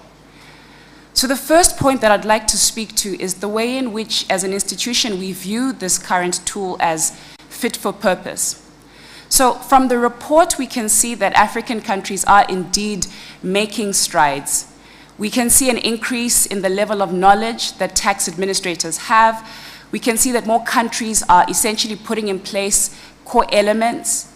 We can also see that there is a significant amount of revenue that is coming back to the continent. But in our view, we feel that there is a need to somewhat temper our enthusiasm about the progress that's being made. In the last 8 years, this is the documentation we saw in the publication, we saw that progress had been made indeed in tackling tax evasion and other illicit financial flows through transparency and exchange of information for tax purposes. The increase of countries making requests to 15 last year was up from 6 in 2014, which reflects an increase of about 1 country per year. And so as TGNA, we were requested to look at what are some of the challenges that African countries may be facing in embracing transparency strategies in the fight against tax evasion. African countries face certain challenges. They've indicated that they lack the capacity to collect information locally to allow them full reciprocal information exchange. They lack capacity to analyze the information received as well as deal with information technology. However, not all the challenges are related to insufficient capacity. There are also challenges that we feel are related to the design that beg our attention. So it's important for us to interrogate why has there been somewhat of a slow uptake. Given the potential positive implications that this tool can have for African governments, why does it seem as though there is somewhat of a lethargic response? And it's important for us to ask ourselves the difficult questions about how fit for purpose this tool is. In addition to only 15 countries making requests, it's also noted that it's uneven progress that we are seeing. So only 4 countries accounted for 92% of the requests made by African countries. The report doesn't really delve into this question. It highlights a lot of the steps that are being taken to address the capacity challenges.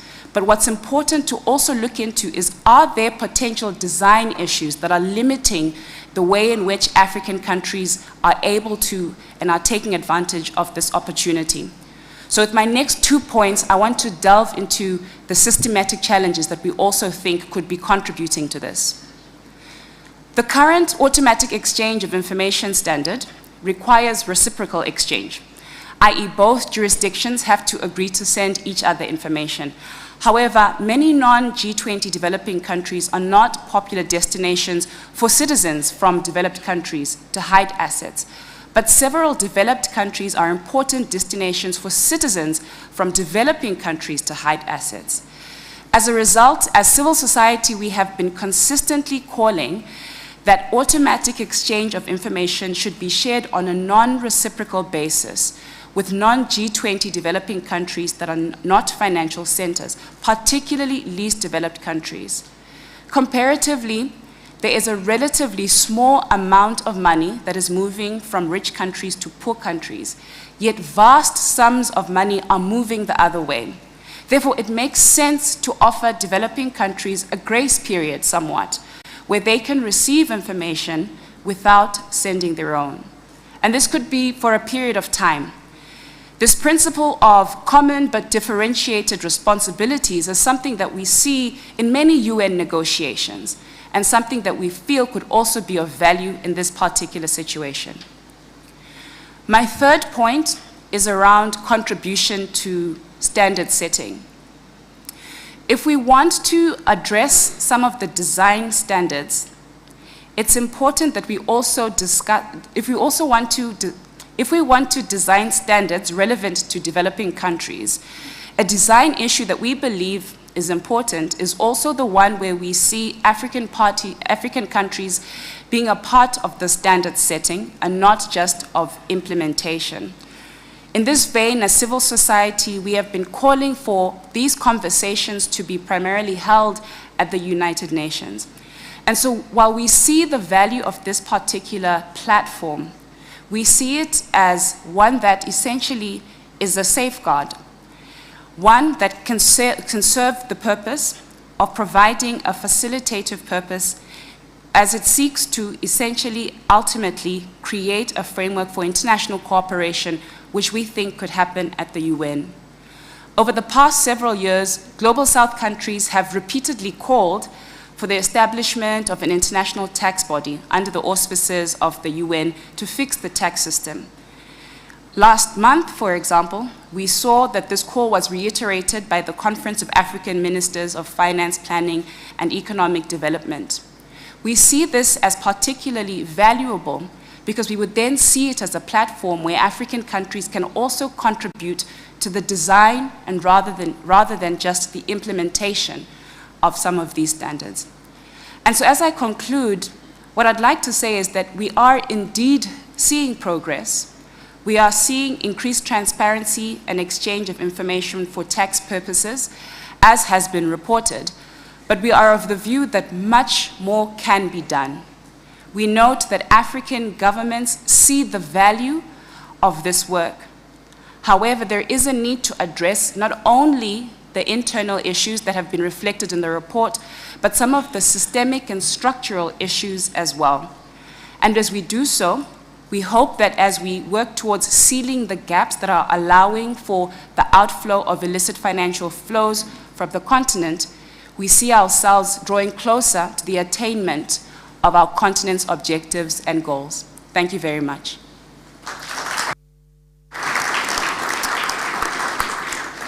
So thank you, Ms. Mukuba, for very insightful comments. I am sure the issues you have raised will inform our deliberations moving forward in this meeting and also in the future engagements within the Global Forum and also within the Africa Initiative, especially the question of sharing information, automatic sharing of information on a reciprocal basis. So thank you very much indeed. Allow me now to also welcome His Excellency Mr. Albert M. Muchanga, Commissioner for Economic Development, Trade, Industry and Mining, Africa Union Commission, to give us a few comments through a virtual platform. Mr. Git Mburu, Commissioner General, Kenya Revenue Authority. Mr. Edward Kizweta, Commissioner, South African Revenue Service.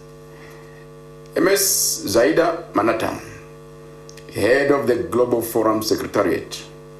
Mr. Logan Watt, Executive Secretary of the African Tax Administration Forum. Commissioners General of the African Tax Administrations. Distinguished ladies and gentlemen, I'm very happy to address this 11th meeting of the Africa Initiative. While they have wished to be with you in person, it was not possible due to commitments in the 12th World Trade Organization Ministerial Meet Conference, which is now underway in Geneva, Switzerland. I'm, however, pleased to be able to convey the African Union perspective on the 2022 Tax Transparency in Africa report through this video communication.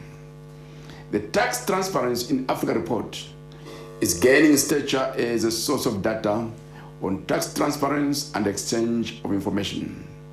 This bodes well for the continent, which is striving to mobilize domestic resources to finance its own sustainable development, productive transformation, and inclusive growth. Combating illicit financial flows, IFFS, continues to be one of the pillars of improving domestic resource mobilization, and tax transparency and exchange of information have proven to be the reliable tools in combating illicit financial flows from Africa. The increasing number of countries that are providing information for the report is evidence of the confidence that our member states place in the TTIA. 6 non-member states in Africa, in the Africa Initiative, also came forward to submit information to the 2022 report. This is a positive step, and the African Union will continue to encourage more member states to join the Africa Initiative and contribute to the propagation of the report. Our objective is that all the 55 African Union member states eventually join the Africa Initiative. Countries that are part of the Africa Initiative have received additional tax revenues as a result of the use of requests for information. There are hence clear benefits to be being part of the Africa Initiative, and hence the call for each and every African Union member states to be part of this initiative so that they enjoy the benefits. I would like to take this opportunity to commend the Global Forum Secretariat, the African Tax Administration Forum, and my team for their efforts in producing the 2022 Tax Transparency in Africa report. I assure you of the continued commitment of the African Union Commission in this partnership. I will conclude by calling upon member states of the African Union and other stakeholders to make use of this publication and the rich information it contains as we will contribute to curbing illicit financial flows from Africa. I end here and thank each and every one of you for your kind attention. Mr. Git. Thank you very much. We appreciate the continued support from the Africa Union Commission to the work of the Global Forum and also the work of the Africa Initiative. We are now ready to formally launch the report, and I will ask our moderator again, Wamba, to lead us in that session. Thank you very much, our chair of the African Initiative, Mr. Gedhim Boro. Ladies and gentlemen, cometh the hour, cometh the man, and we are now ready to launch the report that we have just previously been introduced to. So I would kindly request that our chair of the African Initiative, Mr. Gedhim Boro, to please stick to right there where the flags are, and I also want that Madam Zaida Manata to please accompany him, and Mr. Yoshiki Takeuchi to please go there. The ladies in the beautiful Ankara coats are going to give you a dummy book. Then our chair will officially launch or declare that the report is officially launched. There are the dummy books, ladies and gentlemen. The Tax Transparency in Africa report. Our chairman is about to declare that it is officially launched after a fantastic photo moment right there. Great smiles. It's a great report as well. It's the Tax Transparency in Africa 2022 Africa Initiative Progress Report.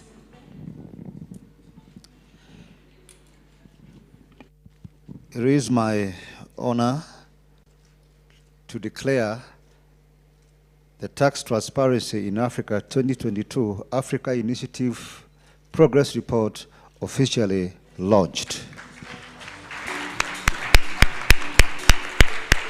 Excellent. A warm round of applause, please. There we go.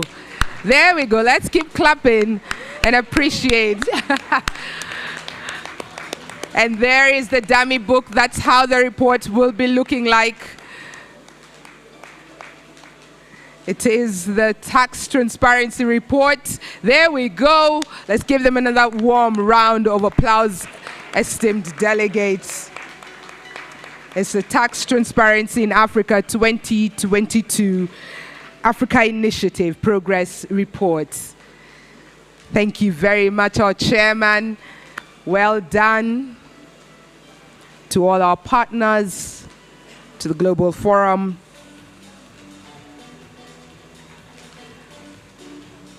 Excellent.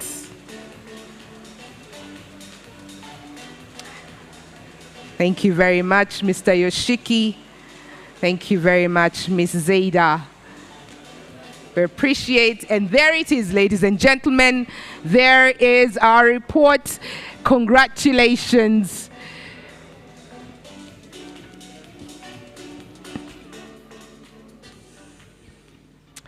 Well done, and thank you very, very much. Another warm round of applause. Excellent, great conversations that we've been having this morning.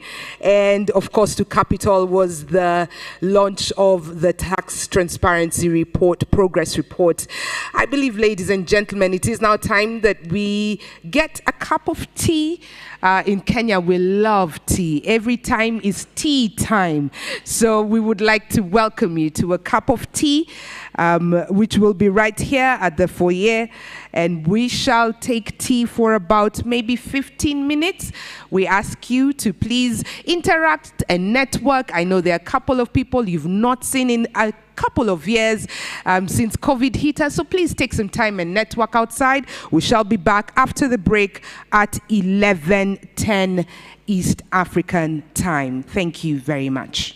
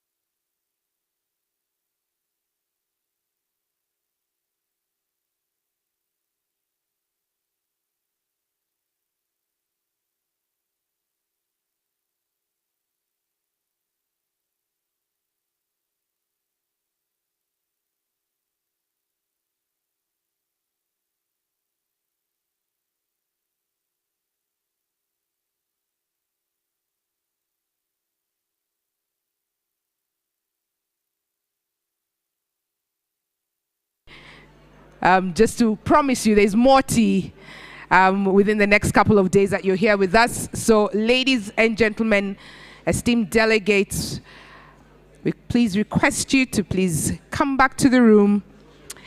Our ushers who are at the foyer, please help usher our esteemed delegates back to their seating positions so that we can go into the next agenda of the day.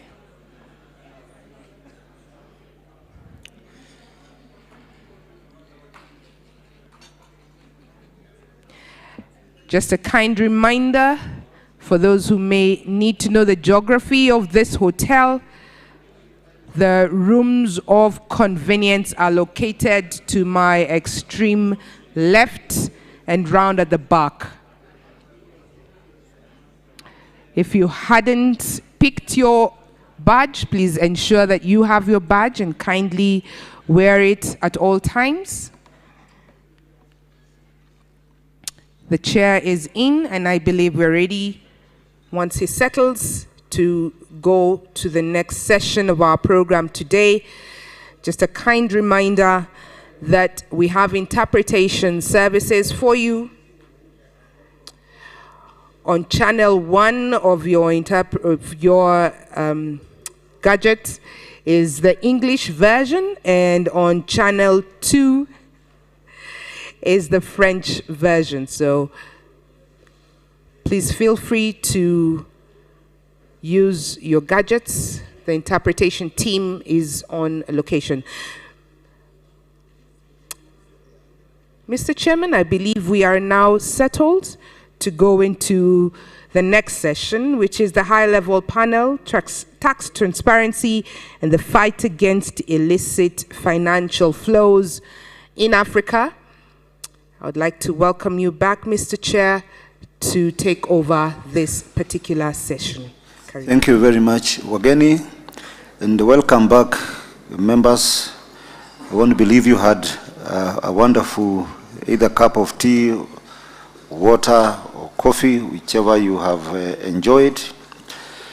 We now move to the next session, which is the topic for this session is tax transparency and the fight against illicit financial flows, which is going to be moderated by Mr. Hamza Ali, Senior Reporter, International Tax, Bloomberg. So, and I would like now to take this opportunity to welcome Hamza Ali to proceed. Good morning, everyone. And yeah, thanks for inviting me. And I'm very excited about this panel. I think it's full of a number of experts who've been sort of leading the way in tax transparency for the last few years. The fight against illicit financial flows is at the forefront of the development agenda. It features as part of Goal 16 in the Sustainable Development Goals, which aims to significantly reduce illicit financial flows and arms flows, strengthening the recovery and return of stolen assets, and combat all forms of organized crime by 2030. And it's not just the Sustainable Development Goals. The African Union has equally placed fighting illicit financial flows and strengthening domestic resource mobilization at the top of its agenda, recognizing these as critical to the achievement of the Agenda 2063, the Africa we want. And over the past decade,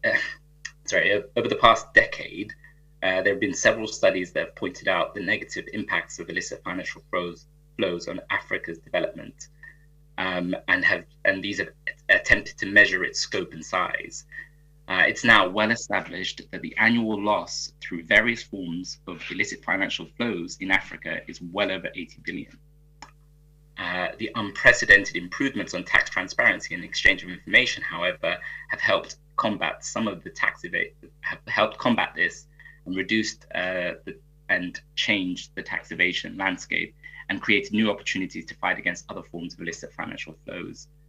Our first intervention today is Ms. Grace Perez Navarro, Deputy Director of the Center of Tax Policy and Administration, where she heads up the Global Forum on Tax Transparency, Exchange of Information, and Exchange of Information for Tax Purposes, commonly referred to as the Global Forum.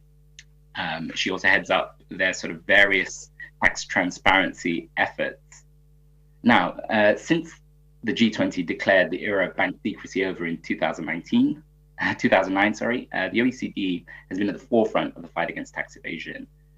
Grace, can you walk us through what are some of the things that the OECD has helped do to design a sound global response to the problems posed by tax evasion and other forms of illicit financial flows?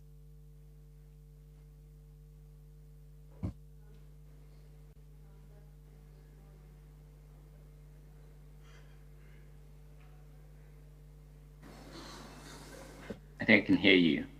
Hello? Can you hear me now? Yes. Yeah. I can okay. Well, thank you, Hamza, and good morning, everyone. It's a great pleasure to be here and to have just listened to the great progress that is being made in Africa in implementing the transparency standards. It's really wonderful to see. I have been at the OECD for 25 years, and I arrived at the OECD with the first assignment being write a report to get rid of bank secrecy. And it has taken a long time to get to where we are today. And certainly there is much more to be done to improve the situation in Africa and elsewhere in all countries. But I think we have made real and dramatic progress, as we have seen from the figures that Zaida was quoting earlier. So I want to talk a little bit about what other things we are doing, because obviously the exchange of information both on request and on an automatic basis has been a very big focus of the work since 2009, and we have been helping to push that forward and take it beyond those two things. One of the things that has been mentioned by many of the speakers this morning was the importance of the Convention on Mutual Administrative Assistance in Tax Matters, which over 140 countries have signed.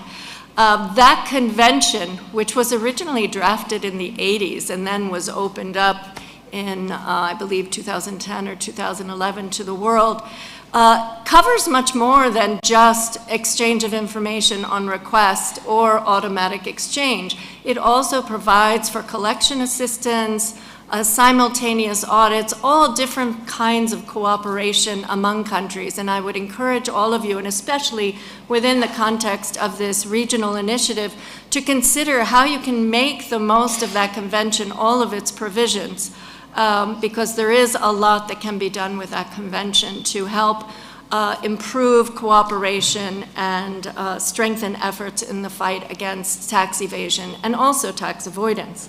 In terms of the standards, one of the things that you may have seen that we have done is we've worked so hard to get rid of bank secrecy, and now we have crypto assets, which initially we were all told were fully traceable. But of course, new technologies have been developed to make crypto assets very hard to follow, and we know that crypto assets are being used in money laundering, tax fraud, tax evasion, etc. And so in March, we issued a public consultation document on new reporting requirements on crypto assets so that we don't let this new form of financial asset become a new form of tax evasion.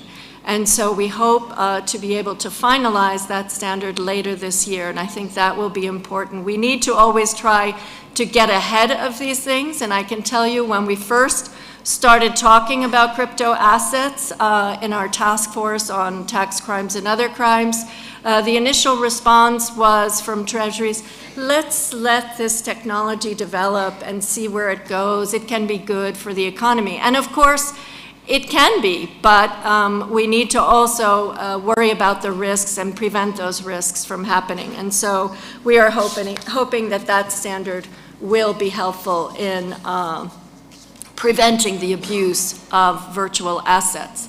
The other thing that we have been doing that is very important, I think, is not only looking at standards and ensuring their implementation, but also looking at the practical application of standards and improving the fight against tax fraud and evasion and other financial crimes. Now, we know that the Global Forum has an excellent capacity building program in place. I hope that all of you have benefited from it. But there is more to be done in terms of just thinking about how do we actually go about fighting tax fraud and tax evasion? How do we investigate these cases when they are cross-border, which makes it so difficult? Because, of course, the information is not all within your territory, and that's where the exchange of information is important. But it's even more important that we get that information quickly, that there is information sent about a potential risk so that countries can really combat these things effectively. And this is why we have done several things. One, we have the 10 global principles on fighting tax crimes. This is a report that we put out a couple of years ago. It has now been turned into an OECD recommendation encouraging all countries to take the information, the 10 principles in the report, and to use that for a self-assessment to see how each country's tax administration compares with these various standards and to see where there can be improvement. And already we've had, I think, over 27 countries that have undertaken this self-assessment and have reported that information. So I encourage you all to take a look at that to see how you can improve your fight against tax crimes. Now, the other thing that we have done is that we established almost 10 years ago the OECD Academy for Financial Crime Investigation, and that is where I first met your Director General here. He was one of our students at the Academy in Ostia, one of the early students, and I remember at the graduation ceremony he said to me, "Grace, we need an academy in Kenya." And I'm very happy that we do have an academy here in Kenya that is helping to train inspectors in the region on how to better fight financial crimes, tax evasion, money laundering, bribery, all those financial crimes, because what we have seen in our research and also in the Financial Action Task Force research is that the majority of money laundering cases end up being started from tax information that is provided to money laundering authorities. So it's really important to have a whole of government approach to look at these issues and not just fixate on your tax silo. You need to be able to cooperate with other parts of government in order to fight these crimes effectively. And so I would encourage you to take advantage of not only the 10 global principles, but also the academy that we have here in Kenya and the academy we have in Ostia for the international training. The other thing that we have done is look at other factors or actors in tax evasion and tax avoidance. And one of the things that we published last year, which caused quite a stir among the legal community, was our report on professional enablers and the role that professional enablers in white-collar crime. And there we also made some recommendations that may be worth your looking at on how to address the issue of lawyers, accountants, and other professionals who enable the commission of tax evasion, tax fraud, and other financial crimes. The other thing that we have done to further this effort is we have the program Tax Inspectors Without Borders. I don't know how many of you are familiar with this program, but it was initially set up to help countries in the audit of primarily transfer pricing or other issues related to multinational enterprises. And that has been very successful. And then we received requests to get assistance on how to fight financial crimes. And so we've done a couple of pilots on criminal investigation assistance. And the beauty of the Tax Inspectors Without Borders program is that it takes experienced inspectors from one country and puts them in the other country to work side by side with the inspectors in those countries to help them build their capacity working on real cases. Now, what we have seen in the area of criminal investigation is that in some countries, tax administrations don't even have a dedicated criminal investigation unit. And so we've been helping to build those up so that that capacity is there. So it's been quite important in looking at the various aspects on how you can actually implement the fight against tax evasion, tax fraud, and other financial crimes more effectively. Because exchange of information is a tool. And first and foremost, I think one of the key objectives of the Africa Initiative is to ensure that you are all making the most of this very valuable tool in the fight against tax evasion. But beyond that, there is a more strategic component, an administrative component, an organizational component, and those are the things that we have been trying to do with these various other initiatives. We do also have, and it hasn't met for a few years due to COVID, what we call the Oslo Dialogue, the Forum on Tax and Crime, which we hope will be held in March of 2023. And that brings together all people interested in fighting tax evasion and other financial crimes. So investigators, prosecutors, anti-money laundering authorities, etc. And so we hope that we will see many of you when that is organized. But maybe I'll stop here and we can move to questions or other speakers. Thank you. Thank you for that overview, Grace. I'll just ask one more question, which is, what is sort of, from an African sort of perspective, the benefits of exchange of information? I mean, you touched on a lot of sort of the other stuff that you've done, but can you give some specific benefits that African countries can enjoy? The benefits from exchange of information? African countries specifically, yeah. Yes, well, I think the earlier speakers have highlighted the vast amounts of illicit financial flows, and a lot of this has to do with tax evasion.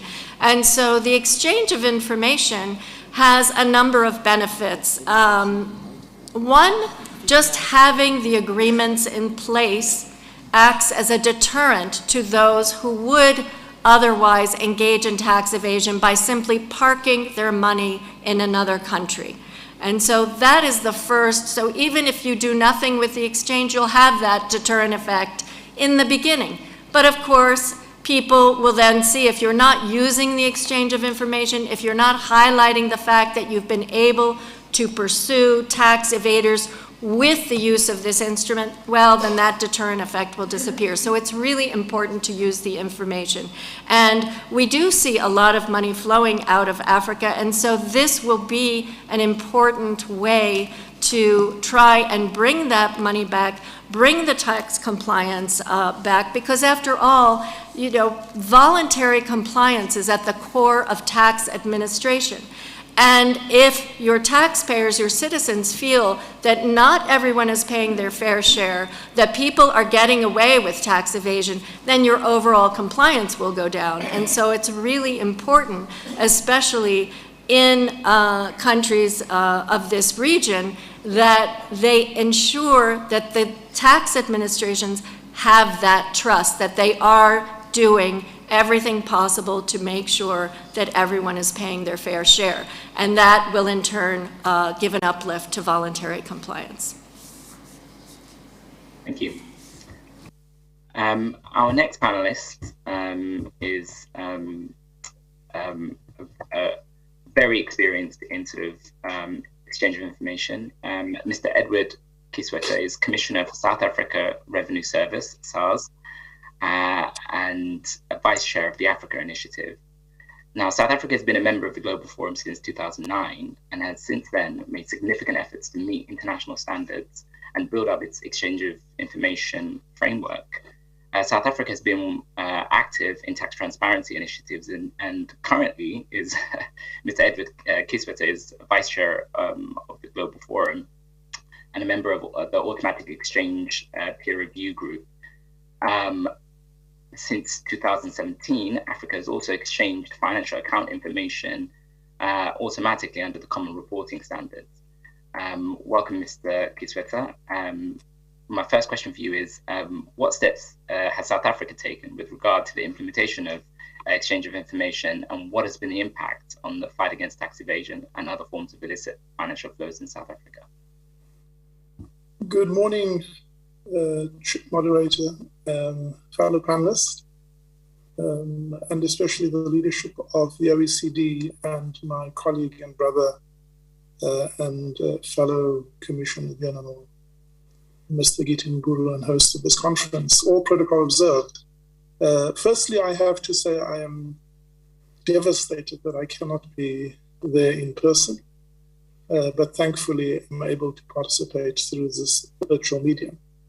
I think it's important, firstly, Chair of the session chair, to say that South Africa has been an early adopter and have also identified itself to be exemplary and a leader in terms of its commitment to the Common Reporting Standards and Exchange of Information Protocol. I think it's important that we recognize that this creates an institutional framework that enables against a globally recognized framework within a safe, transparent, high integrity platform that should give companies the confidence of the exchange of information.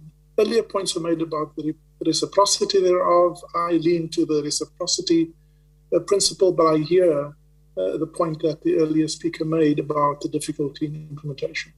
So suffice to say that we are extremely committed and want to be one of the exemplars in this regard. It's also common cause that the loss of tax revenue and other leakages erodes the integrity of the African economies and undermines the most vulnerable of our brothers and sisters from having improved material conditions and well-being. So our commitment to this has to be undisputable and unquestionable.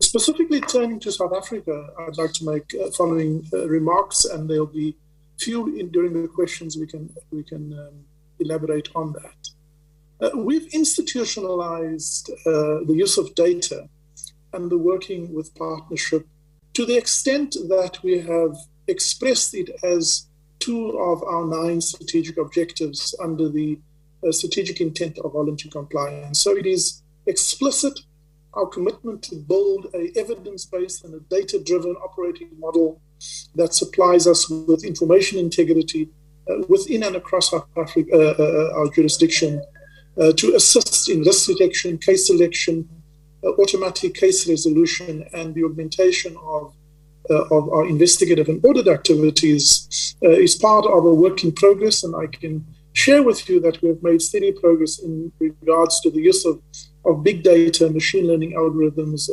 and AI.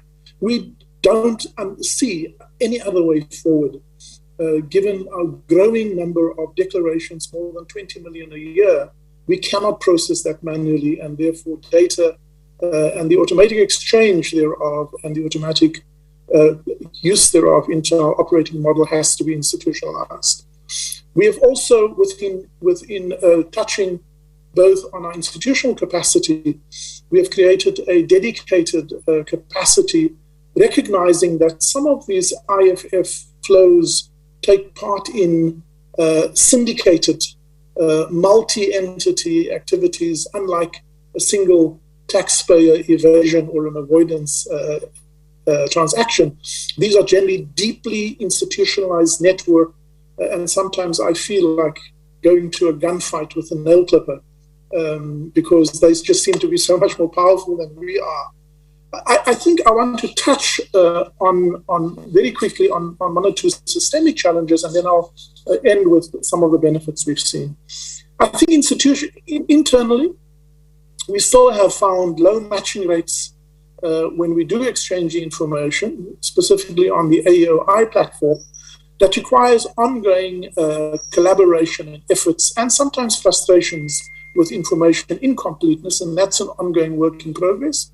And secondly, our institutional change management to adopting this is more than just signing an agreement.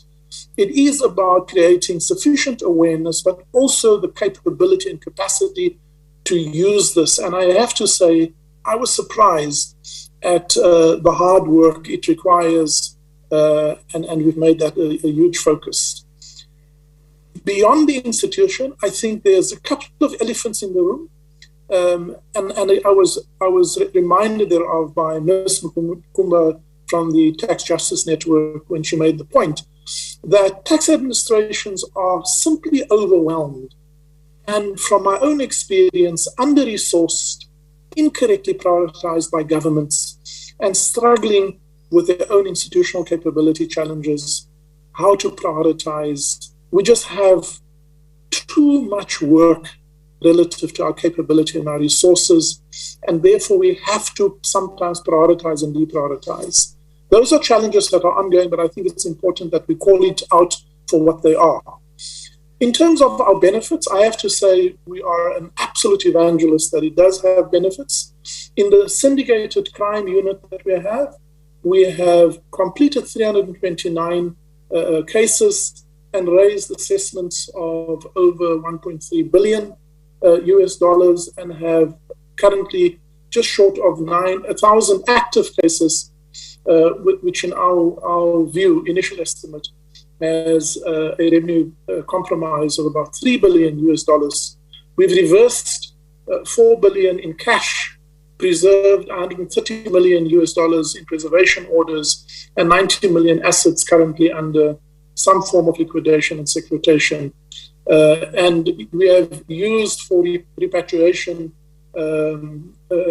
jurisdictions such as Italy, HMRC, IRS, and Dubai to help us repatriate money. In terms of the high wealth individuals, we have, for example, 65 cases currently underway where we have identified 30 million US dollars being reviewed.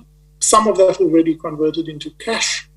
In terms of tax base broadening through the exchange of information, we have identified, for example, 26,000 individuals with economic activity of around $10,000, but they're not registered for tax. We have begun to work with this, completed about 9,000 of those cases, and collected, helped them to register, to comply, and that's already yielded some money.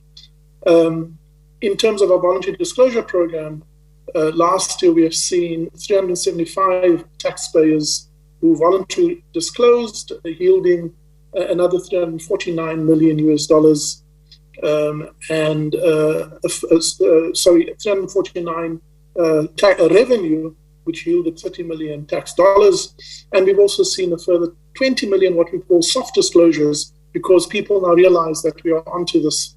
So the benefits, I can continue, but it's visible, it's tangible, and I can report to any one of those in the audience who still have questions about committing to this platform that they need to do so, but we need to work together, because this is one elephant that requires a single-minded commitment and unparalleled collaboration among us and between us. Let me pause there and hand over to you. Thank you.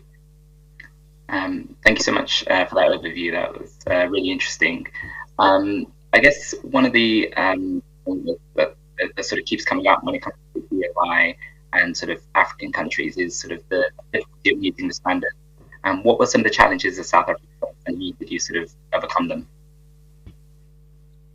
As I said, even as an early adopter, we have biased our engagement with the automatic exchange of information, and we are still struggling with exchange of information on request. But I think that's just institutional inertia and prioritization. On the EOIR, we have received about 150 odd requests. We have only requested 41 since we've adopted this. On the AOEI, however, we have seen significantly more success. We have had over 6 million account records since we've signed up for it through the exchanges of information. And that in itself has yielded significant results, as I've mentioned before. The challenges I've also mentioned, but let me recap. We still find low matching rates. and we have to work and get so where there is a 10-digit identification number, the matching rate is almost 100%. Where there is an identity number, the matching rate is a little bit less, and so the matching rate reduces, and so our gold standard must be to work towards a common identification number across all jurisdictions. So that's the first. The second is, I don't think my colleagues must underestimate the institutional inertia to, one, raise awareness to the level of auditors who actually conduct the auditors, who are not always aware of these instruments that is available to them. And that's just poor internal change management. But the hard work is still to build the capability to get the data, cross-match it, clean it up, and then to superimpose that. One of the weaknesses we had in South Africa, for example, almost 100% of our case selection was triggered by the submission of a return by a taxpayer, which means that the best way to stay out of our crosshairs is to not submit a return. And so we've had to broaden our risk profiling and case selection methodology to also suck into our risk engine other sources of data unrelated to a tax return, and then do an internal check.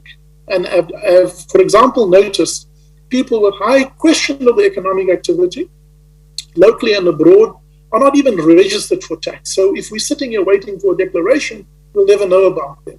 So we've had to reapproach and reorient our methodology and approach to risk profiling and case selection to risk profile taxpayers, not risk profile returns. And a return is simply one input into the profiling of a taxpayer. So those are some of the internal challenges. And as I said, externally, I think most of my colleagues will join in me to say that revenue authorities are still struggling. They are not sufficiently resourced. It's a function of austerity globally, but I think smart governments would understand that revenue authorities are not cost centers, they're actually investment centers. Thank you so much for that. I could keep asking you questions, but I've got other that I also need to get to. Okay, so our next panelist is also experienced with how to sort of tackle illicit financial flows with transparency. Mr. Adam El-Hiraika is Director of Macroeconomics and Governance Division at the United Nations Economic Commission for Africa.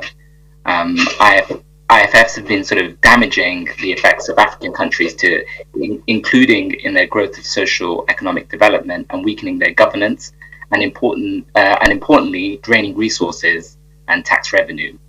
Mr. El-Hiraika, what has been the progress of African countries in addressing the recommendations of the high-level report on IFF since 2015?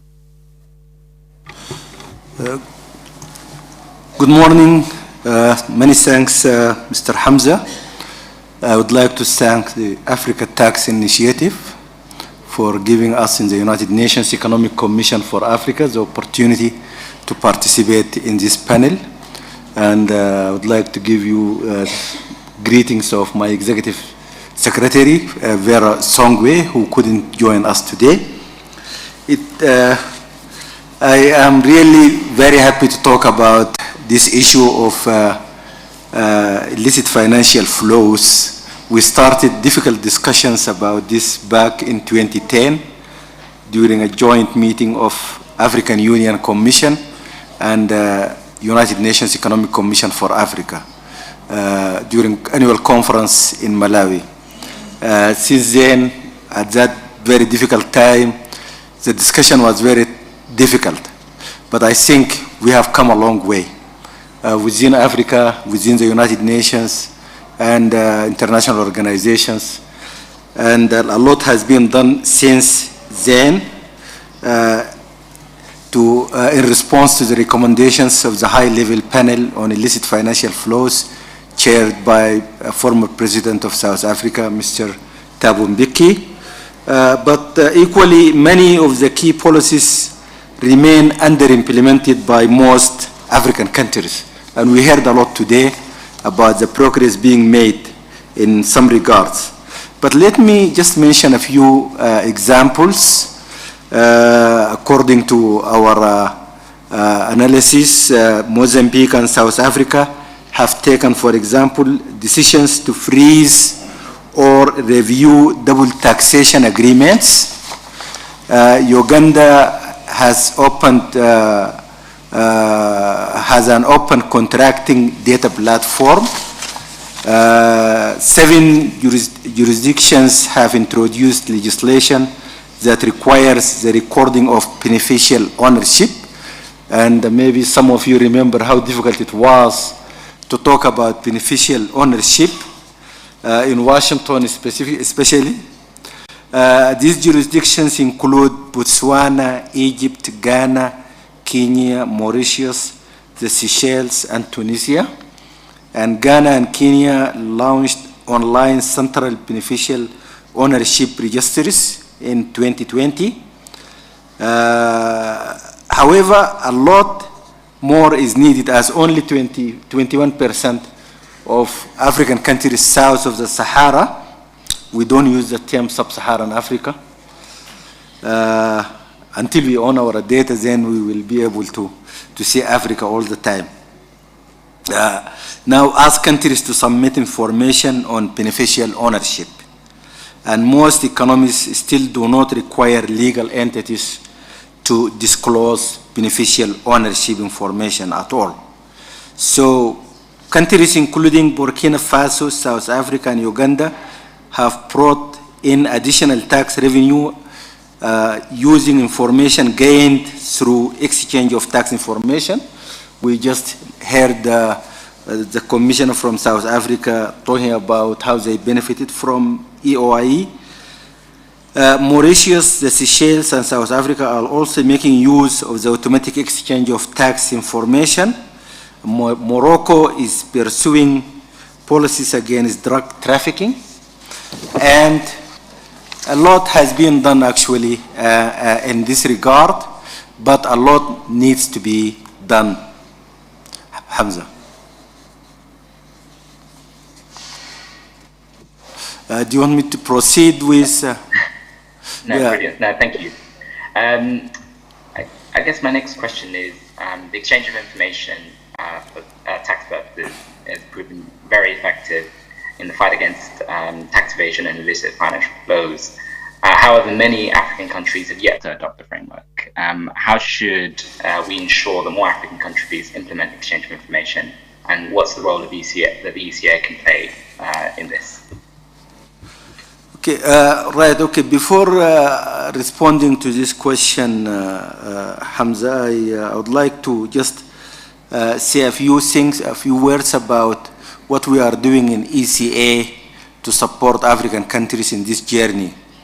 Working, of course, with partners from the United Nations and beyond. So, in addition to still following up on the recommendations of the high-level panel, working with many institutions, including my friend on my left-hand side, ATAF, and of course OECD and many other institutions in the continent.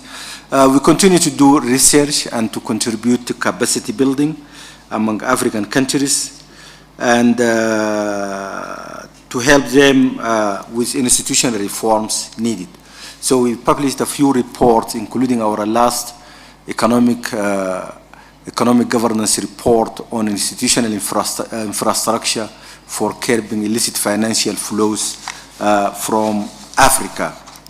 And just tomorrow we are organizing a meeting with UNCTAD and UN Office for Drugs Control on the closing of a program we started with 12 African countries to work on issues of fighting illicit financial flows by organizing a whole country approach, working groups within countries to work together on this. So the 12 pilot countries will share experiences with the rest of Africa during this meeting.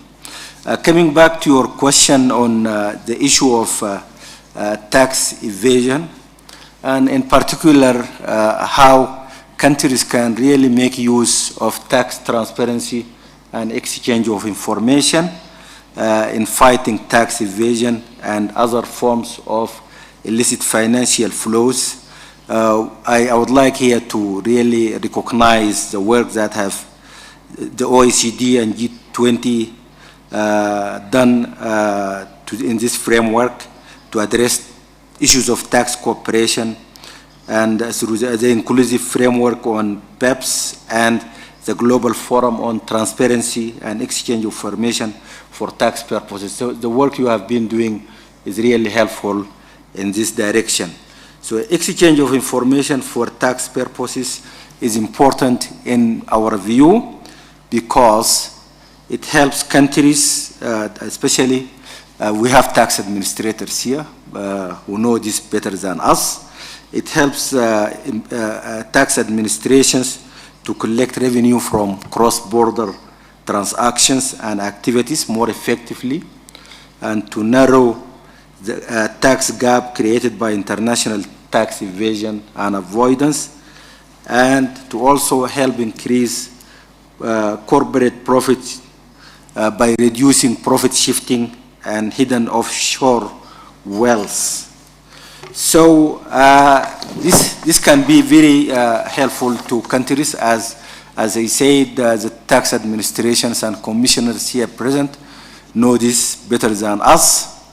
And we have seen that over the last few years in a number of African countries, exchange of information and tax transparency improved thanks to digitization. Actually, a few weeks back, we brought a group of African countries here to Nairobi and hosted to a meeting hosted by Kenya Revenue Authority to learn from Kenya's experience in mobilizing excise duties. It was very impressive to see that while in many African countries excise duty makes a small proportion of tax revenue, here in Kenya excise duty makes about 2% of GDP. This is huge by African standards, very huge.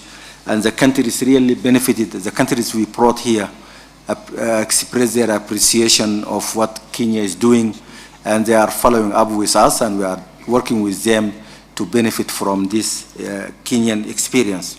So now, because of the progress we have seen in a number of African countries, we are trying to help African countries to benefit and to learn from each other, rather than going abroad and look at experiences that can be very different in terms of context.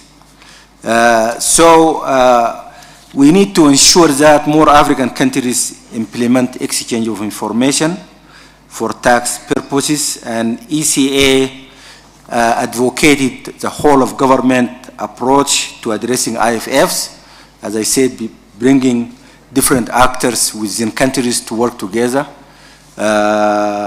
And we are also advocating that African countries should adopt a cost-benefit analysis of companies. When they give licenses to companies, they have to carry out cost-benefit analysis of these companies are going to do, and to make sure that the politicians' companies do not get contracts from government, and there is sufficient information about these companies, and also to strengthen public financial management and pursue international exchange of financial information on country-by-country basis. So there are problems, of course, we have seen preventing some countries from making use of tax transparency and exchange of information. The Honorable Commissioner from South Africa spoke about some of these issues. So we are advocating that where there are problems, African countries need to leverage the platform for collaboration on tax initiative for international cooperation, and also to make use of tax inspectors without borders. So to close, Mr. Chair, I think to ensure better exchange of information, Africa will require, as I said, a whole of government approach, greater interagency collaboration, and better regional and international commitments to leverage information to fight tax evasion and other forms of illicit financial flows. Thank you. Thank you, Mr. And our next panelist is Mr. David Bradbury, Head of Tax Policy and Statistics Division at the Center for Policy and Administration at the OECD. The Tax Policy Statistics Division at the OECD is an interdisciplinary unit that includes economists, lawyers, statisticians, and policy analysts, and it focuses on providing sort of internationally comparable revenue statistics. One of the big things that they've done recently is publish a report assessing the tax compliance and illicit financial flows in South Africa, and it was a joint project between the OECD and the National Treasury of South Africa. Mr. Bradbury, can you walk us through what was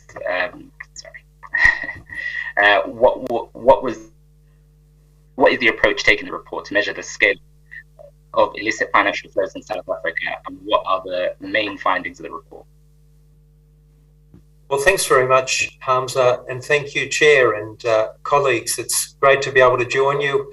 I too have the regret that I'm not able to be there with you all in person, but I can see it's a very lively and convivial event, and I wish you all the best for the proceedings.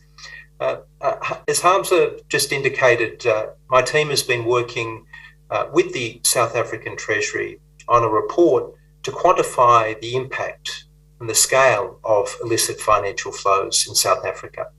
There, of course, have been many reports done in the past using a whole range of different approaches. But one of the things that is unique to this particular report and this study is that the data that we have used is really something that has not been used before. And it is data that we have drawn from the CRS. So this is the Common Reporting Standard. Automatic exchange of information related data is the basis of this study. And in addition to that, because we've been working with the South African Treasury, they have been able to access information. All of this, of course, is anonymised to protect the individual taxpayers, but the South African Treasury have been able to analyse in some detail the information that they've collected through their voluntary disclosure programs. And so when you put these two data sources together, the CRS, which really is a new and very rich source of data, and then you also have the information being collected from the voluntary disclosure programs, we're able to undertake a study like no other study that has really been undertaken before. Now, of course, like all studies, it has its limitations, but we think one of the advantages of this study is it gives us the ability to go to very granular microdata. Most of the studies in this area traditionally have involved macro data. So they're looking at big flows of trade and investment without necessarily understanding behind that data what is involved. So we think that, and we hope that this contributes to the ongoing debate around illicit financial flows and brings a new and what we hope will be an approach and a methodology that will be adopted by others. Now, just quickly, what did we find in this study? Now, of course, we know that, like many other countries, South Africa has been taking many steps to try and tackle illicit financial flows, and good progress is being made. But what is clear is there is still more that can be done, and we find that the scale of illicit financial flows in South Africa continues to be significant. In fact, our estimate is that each year, somewhere between, and I should emphasise, we're talking about cross-border flows here, cross-border illicit financial flows. We estimate each year that South Africa loses somewhere in the order of 3.5 to $5 billion worth of flows as a result of illicit activity. Now, The way we calculate that is we actually start with the stock of offshore wealth that we observe. And that's something that we have estimated to be in the order of 40 to 54 billion US dollars. Now, by matching some of that information with information that has been collected through the voluntary disclosure programs, we've been able to really refine those estimates and we think give them a strong degree of accuracy and robustness, notwithstanding that, like all studies, we do have to make some assumptions. Importantly, a couple of things that we do. We define illicit financial flows to include the Commonwealth for or use. So they're the three dimensions. But importantly, we identify those flows that are not declared to tax authorities as being illicit in nature. Now, that is not just to focus in on tax evasion. It goes much broader than that. And it goes much broader than that because typically other forms of illicit activities are not disclosed to tax authorities as well. So we do believe that we are capturing illicit financial flows of a much broader nature. So things like drug money, bribes, corruption-related flows, in addition to tax evasion. We think we also will be capturing trade misinvoicing and various forms of money laundering. So by and large, this is an approach that even though it focuses on tax data, it's really agnostic about the type of flow. And we do think that we're capturing a whole range, if not the complete gamut, of the sort of illicit financial flows that countries are rightly concerned about. I should say that we do not seek to capture tax avoidance because we define tax avoidance as not being within that basket of flows that are illicit financial flows. Now, this is an issue that there is some debate around internationally, but the flows that we concentrate on are those, as I said before, that are illegal in either origin, transfer or use. And as we know, as harmful as tax avoidance is, and at the OECD for years we've been really working with countries to lead efforts to tackle tax avoidance. The thing about tax avoidance is that it often involves companies engaged in various activities that, strictly speaking, may fall within the terms of the law. So they're not illegal in that sense. They're still harmful and they should be tackled. And we have certainly been involved in other projects where we sought to quantify the extent of tax avoidance in different studies. So all of that is to give you a little bit of a picture of what we've found. We also were able to make a series of recommendations and work closely with South African authorities to identify areas where improvement can be made. And, you know, there are many specific recommendations, but perhaps the big high-level one that I would just emphasise is that government agencies have to be working together. Now, it sounds obvious, not always easy to do in practice, but there's all of this important information coming to tax administrations as a result of the CRS. Yes, that information has to be processed, applied, and utilised, but it also has to be shared with other sources of information that other government agencies and departments are collecting. Because the truth is that if you want to tackle illicit financial flows, government has to operate in that coordinated and cooperative way, or otherwise you just don't have a chance against those that are engaged in shuffling money and shifting this money offshore for all manner of illegal purposes. And thank you for that. Are there, I guess, any lessons for other African countries from what you guys learned in this report? Is it replicable elsewhere? Yes, well, certainly there are a number of lessons. And I should say the first lesson is that the exchange of information works. And how do we find that? We find that in a number of ways. Firstly, when we look at the voluntary disclosure programs where individuals or people come forward and they disclose money that may be held offshore that they haven't previously told the tax authorities about. What we noticed was immediately before the exchange of information, automatic exchange of information came into effect, there was this massive spike in the number of people that came forward and declared assets and wealth that had previously been not declared. We also saw, and this is another interesting finding, that both at the moment when South Africa announced that it would enter into the automatic exchange of information, but then separately when it actually did finally implement in, because they're 2 points in time, at both of those points in time, we saw the number of new filings of new assets that were held offshore spike. So in both instances, we see that transparency, the automatic exchange of information, it sends a very clear message to people who have been keeping their assets held offshore, out of the view of the tax administration, that we're about to shine a light on that. And people come forward, they declare those assets to pay more tax, and in voluntary disclosure programs, they also do the same thing.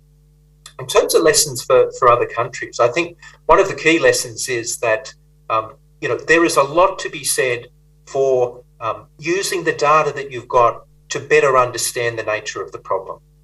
And this was an important thing that we achieved working with South Africa, was we think we were able to get a much better understanding of the problem.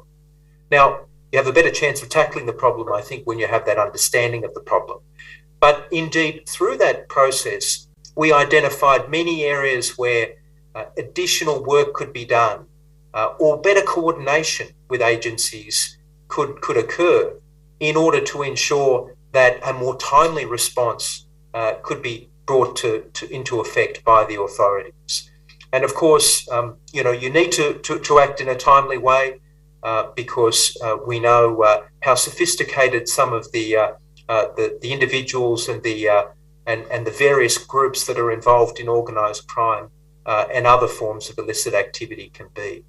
So we think that this particular study, because it allows you to get a really good picture of what's happening in your country, that is a great lesson for other countries. We'd love to be able to work with other jurisdictions to be able to produce a similar study. And we hope that these sorts of studies can also be carried out over time to assess the progress that is made after various measures have been implemented. Brilliant, really interesting, and thank you for that, David. I'm going to move on to our next panelist, Mr. Logan Vaught, who is the Executive Secretary for the African Tax Administration Forum, ATAF. I think he's had a couple shout outs already today. So ATAF understands the need to promote tax transparency and EOI as a tool for enhancing domestic resource mobilization in Africa, and has been in the front line of building effective tax administrations to help them harness the potential in their development in Africa. My first question for you, Mr. Vaught, is what do African countries need to use, what do African countries need to be able to use tax transparency and EOI effectively as weapons to fight illicit financial flows in Africa? Thank you. Thank you very much, Hamza. Good afternoon, everybody. Firstly, thank you to Commissioner General Mburu for the great hospitality to KRA, and also allow me to acknowledge the chairperson of ATAF, Mr. Philip Chodi, who is the Director General of Office Togolese de Recette. A lot has been said about the benefits and the impact, and best illustrated by the last two presentations, amongst others. The presentation by South Africa illustrates very practically both the results and the impact and what is needed to achieve the best out of the EOI transparency fight. So what I want to share is that firstly, a country needs to accept that engaging in exchange of information, automatic or on request, is beneficial.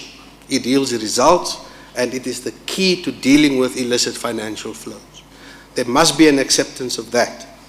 There are two areas that, amongst others, I'd like to start off with what countries need to engage in beneficial, to engage in tax transparency and use EOI as a weapon. The first is legislation, and the second would be the treaty networks and getting the treaty networks in place. On legislation, a country needs to have the right legislation in place to allow exchanges to take place. Now, in these presentations today, we've heard of different strategies countries have used, interagency cooperation, beneficial ownership, and then the exchange of information cross-border. Now, to allow a tax authority to have access to taxpayer information, there's the tax code, the tax act that allows for that. But to get information, as Mr. Kieswetter earlier spoke about, that is not in the filing, you need other sets of legislation. You need legislation that allows you access to the banking activities. You need legislation that allows you access to the trade activities, to the central bank transactions that goes through, and this information you do not get in a normal tax act. And so when we talk about the right legislation, we're talking about the gambit of legislation that is not limited only to what is in the Income Tax Act. So we've got to get the right legislation in place for the EOI system to work and for interagency cooperation inside the jurisdiction to work. Of course, on the treaty networks, you need a good treaty network in order to exchange information with other countries.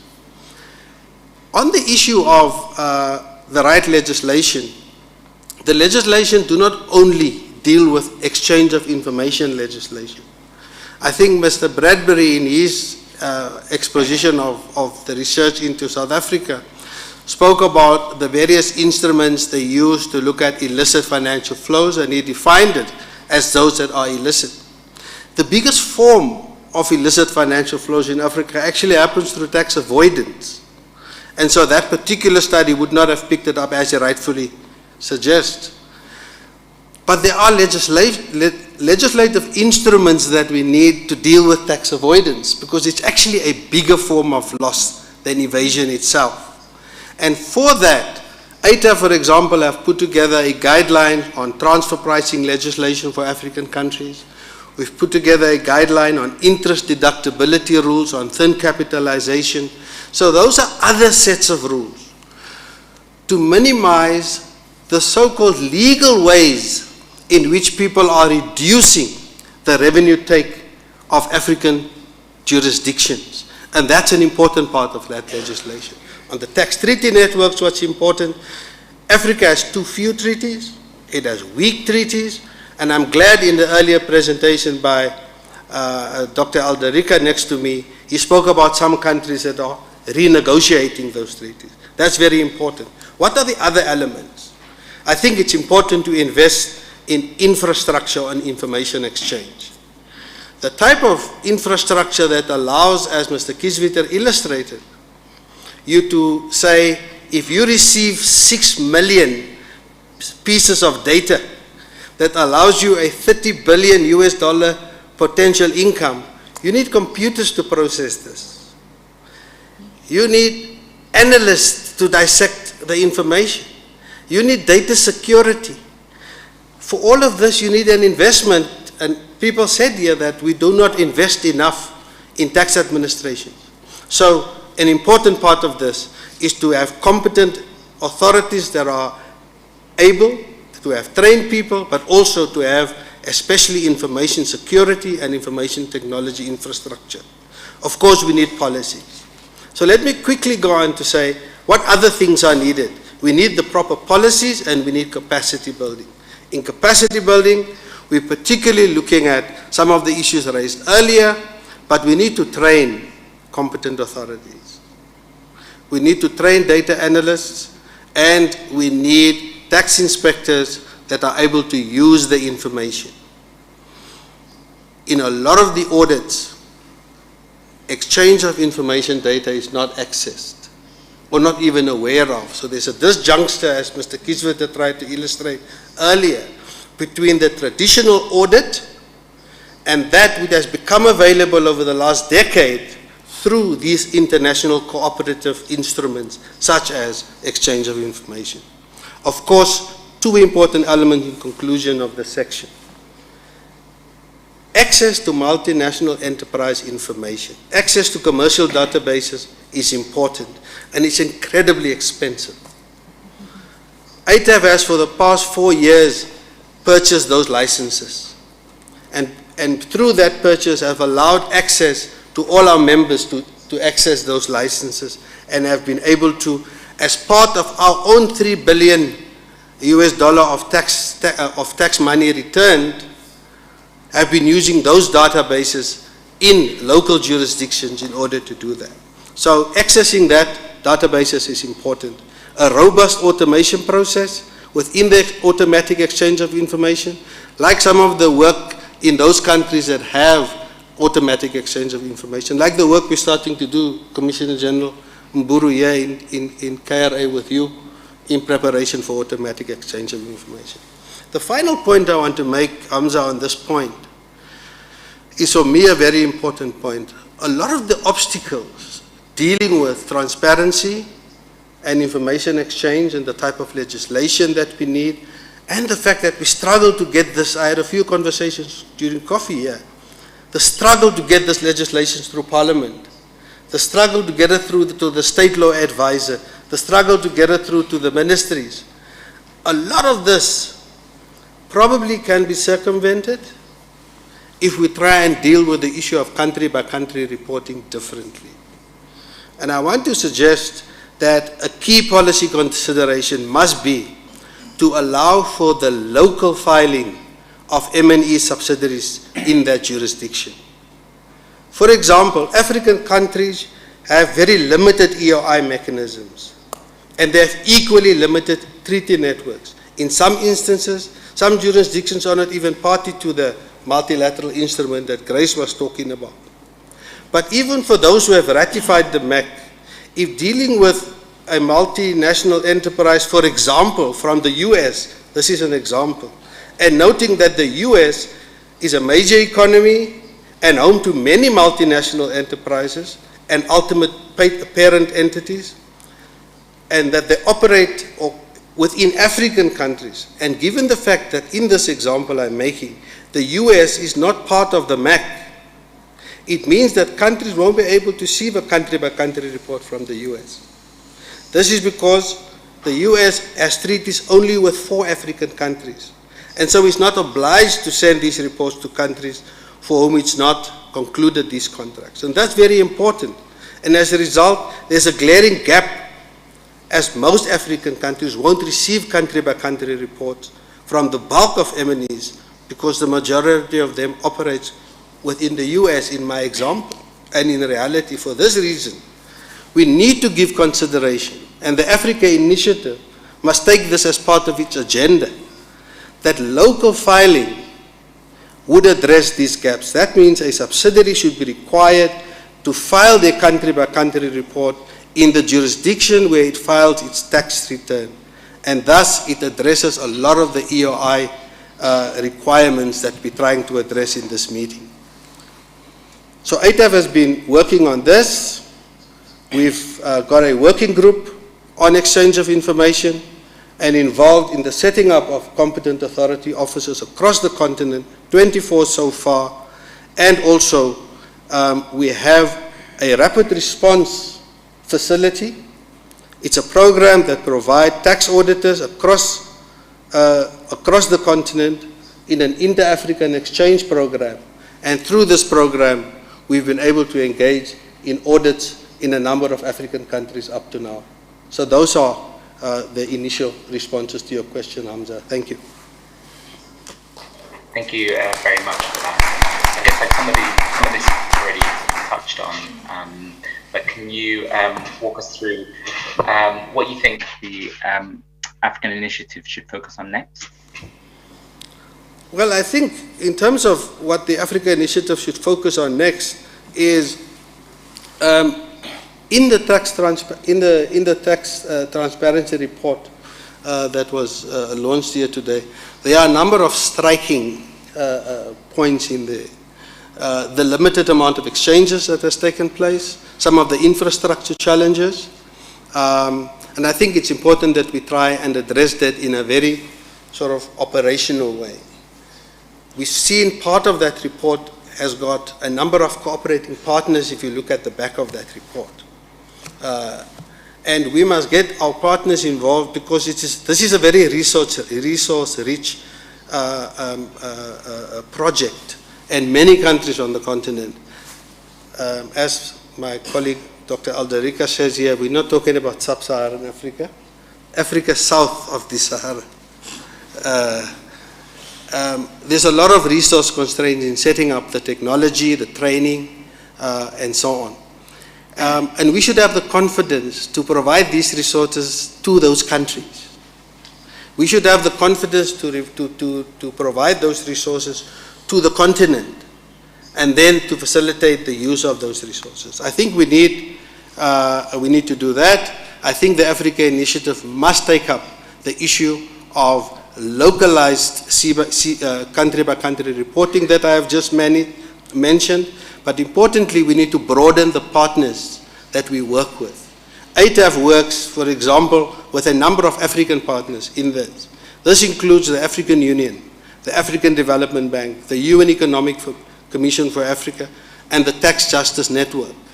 It's important to have those on-continent alliances. You have a different result. And with the Africa Initiative strengthening this, I think that we can even improve and enhance some of the good findings within the tax transparency report. But we must use the outcomes of that report.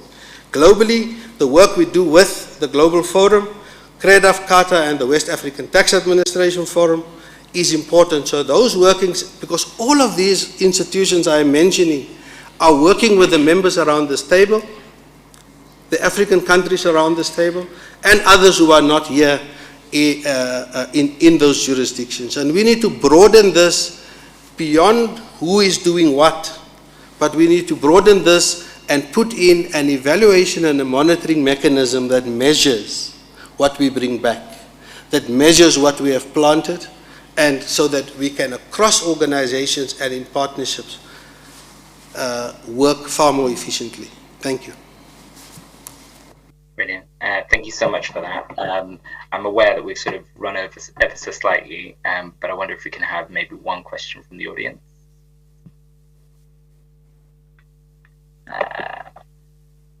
So this is a question for Commissioner Kisweta. Can the Commissioner Kisweta please offer his insights into whether South Africa is likely to renegotiate double tax treaties between South Africa and other countries? And I think that that must pertain to what Mr. Vaught was just sort of mentioning, that a lot of the inter-African tax treaties cause sort of an issue for tax transparency. Thank you, Chair. I've actually just typed a response to the question, but let me share the response publicly. The OECD Model Convention makes no proposal for withholding tax at all. It simply allows for a rate to be negotiated between two countries. In the case of the specific question, with the country involved, the DRC, the UN model approach has been followed, which suggests a 10% withholding tax level. This has been the negotiated agreement between the two countries, and is therefore currently in practice. Okay, brilliant. Thanks so much to all of my panelists. It's been fascinating hearing how African countries are sort of piercing the veil of secrecy, and hopefully, we can, as African countries sort of say that we've ended bank secrecy along with the rest of the world.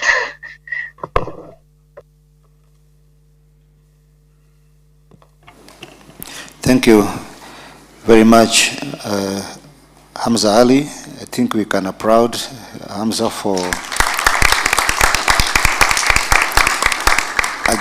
a job very well done and having interrogated that subject fully.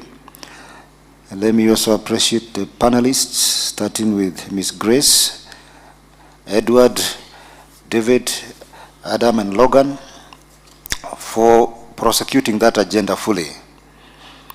It is very clear that while a lot has been achieved in terms of improving transparency in Africa, from what we see in the report, we still have to continue the work as Africa Initiative to ensure that many more African countries sign the agreement that allows them to have access to many more jurisdictions to be able to exchange information with. It's also very clear that many more African countries need to have the capacity to utilize those tools to be able to request for information and to make use of it in their domestic revenue mobilization. And I believe that the Africa Initiative will need to continue this agenda of bringing on board as many African countries to sign these tools and also enhance their capacity to continue in utilizing these tools so that we can, as a continent, derive maximum benefit from these tools that have been made available to us. I think coming out of that conversation again is that we have continued to lose a lot of money from our continent through illicit financial flows. And coming out again is that the increased tax transparency in Africa and indeed in the world will continue to play a role in addressing the gap or in providing information that is going to be used to deal with illicit financial flows. So as we address tax evasion and tax avoidance, we will be also addressing the illicit financial flows that come with it. So thank you very much, panelists, for that. And I want to thank our audience, both who are here present physically and those who are attending virtually. Thank you for being there and participating and also even asking the questions for that and continuing with this engagement. I think we have come to the end of that session, and I would like to now welcome the delegates for lunch, and also request that we be here at exactly 2 p.m. Kenyan time, so that then we can progress with our agenda. Thank you very much, and welcome for lunch.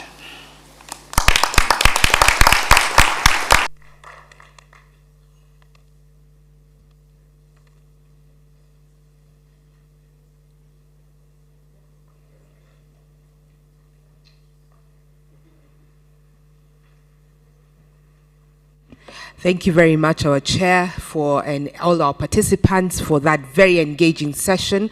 I'm here to just give us instructions on our lunch.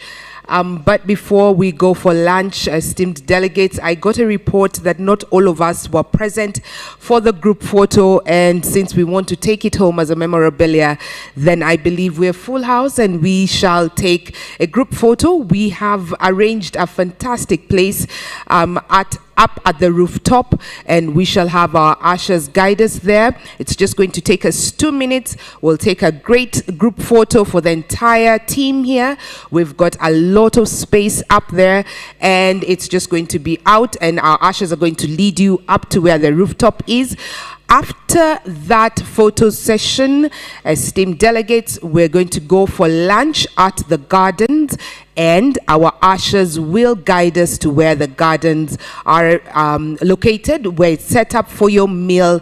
And then, as the chair has guided, we shall be back by 2:15. So just in case you have any questions, I just want to identify again our ushers. Miss Judy, please rise up. If you see anybody in this coat, please ask them for all directions and any support that you require, and we're happy to support. So ladies and gentlemen, please let's go up to the rooftop, take our photo, and then we shall be guided to our lunch area.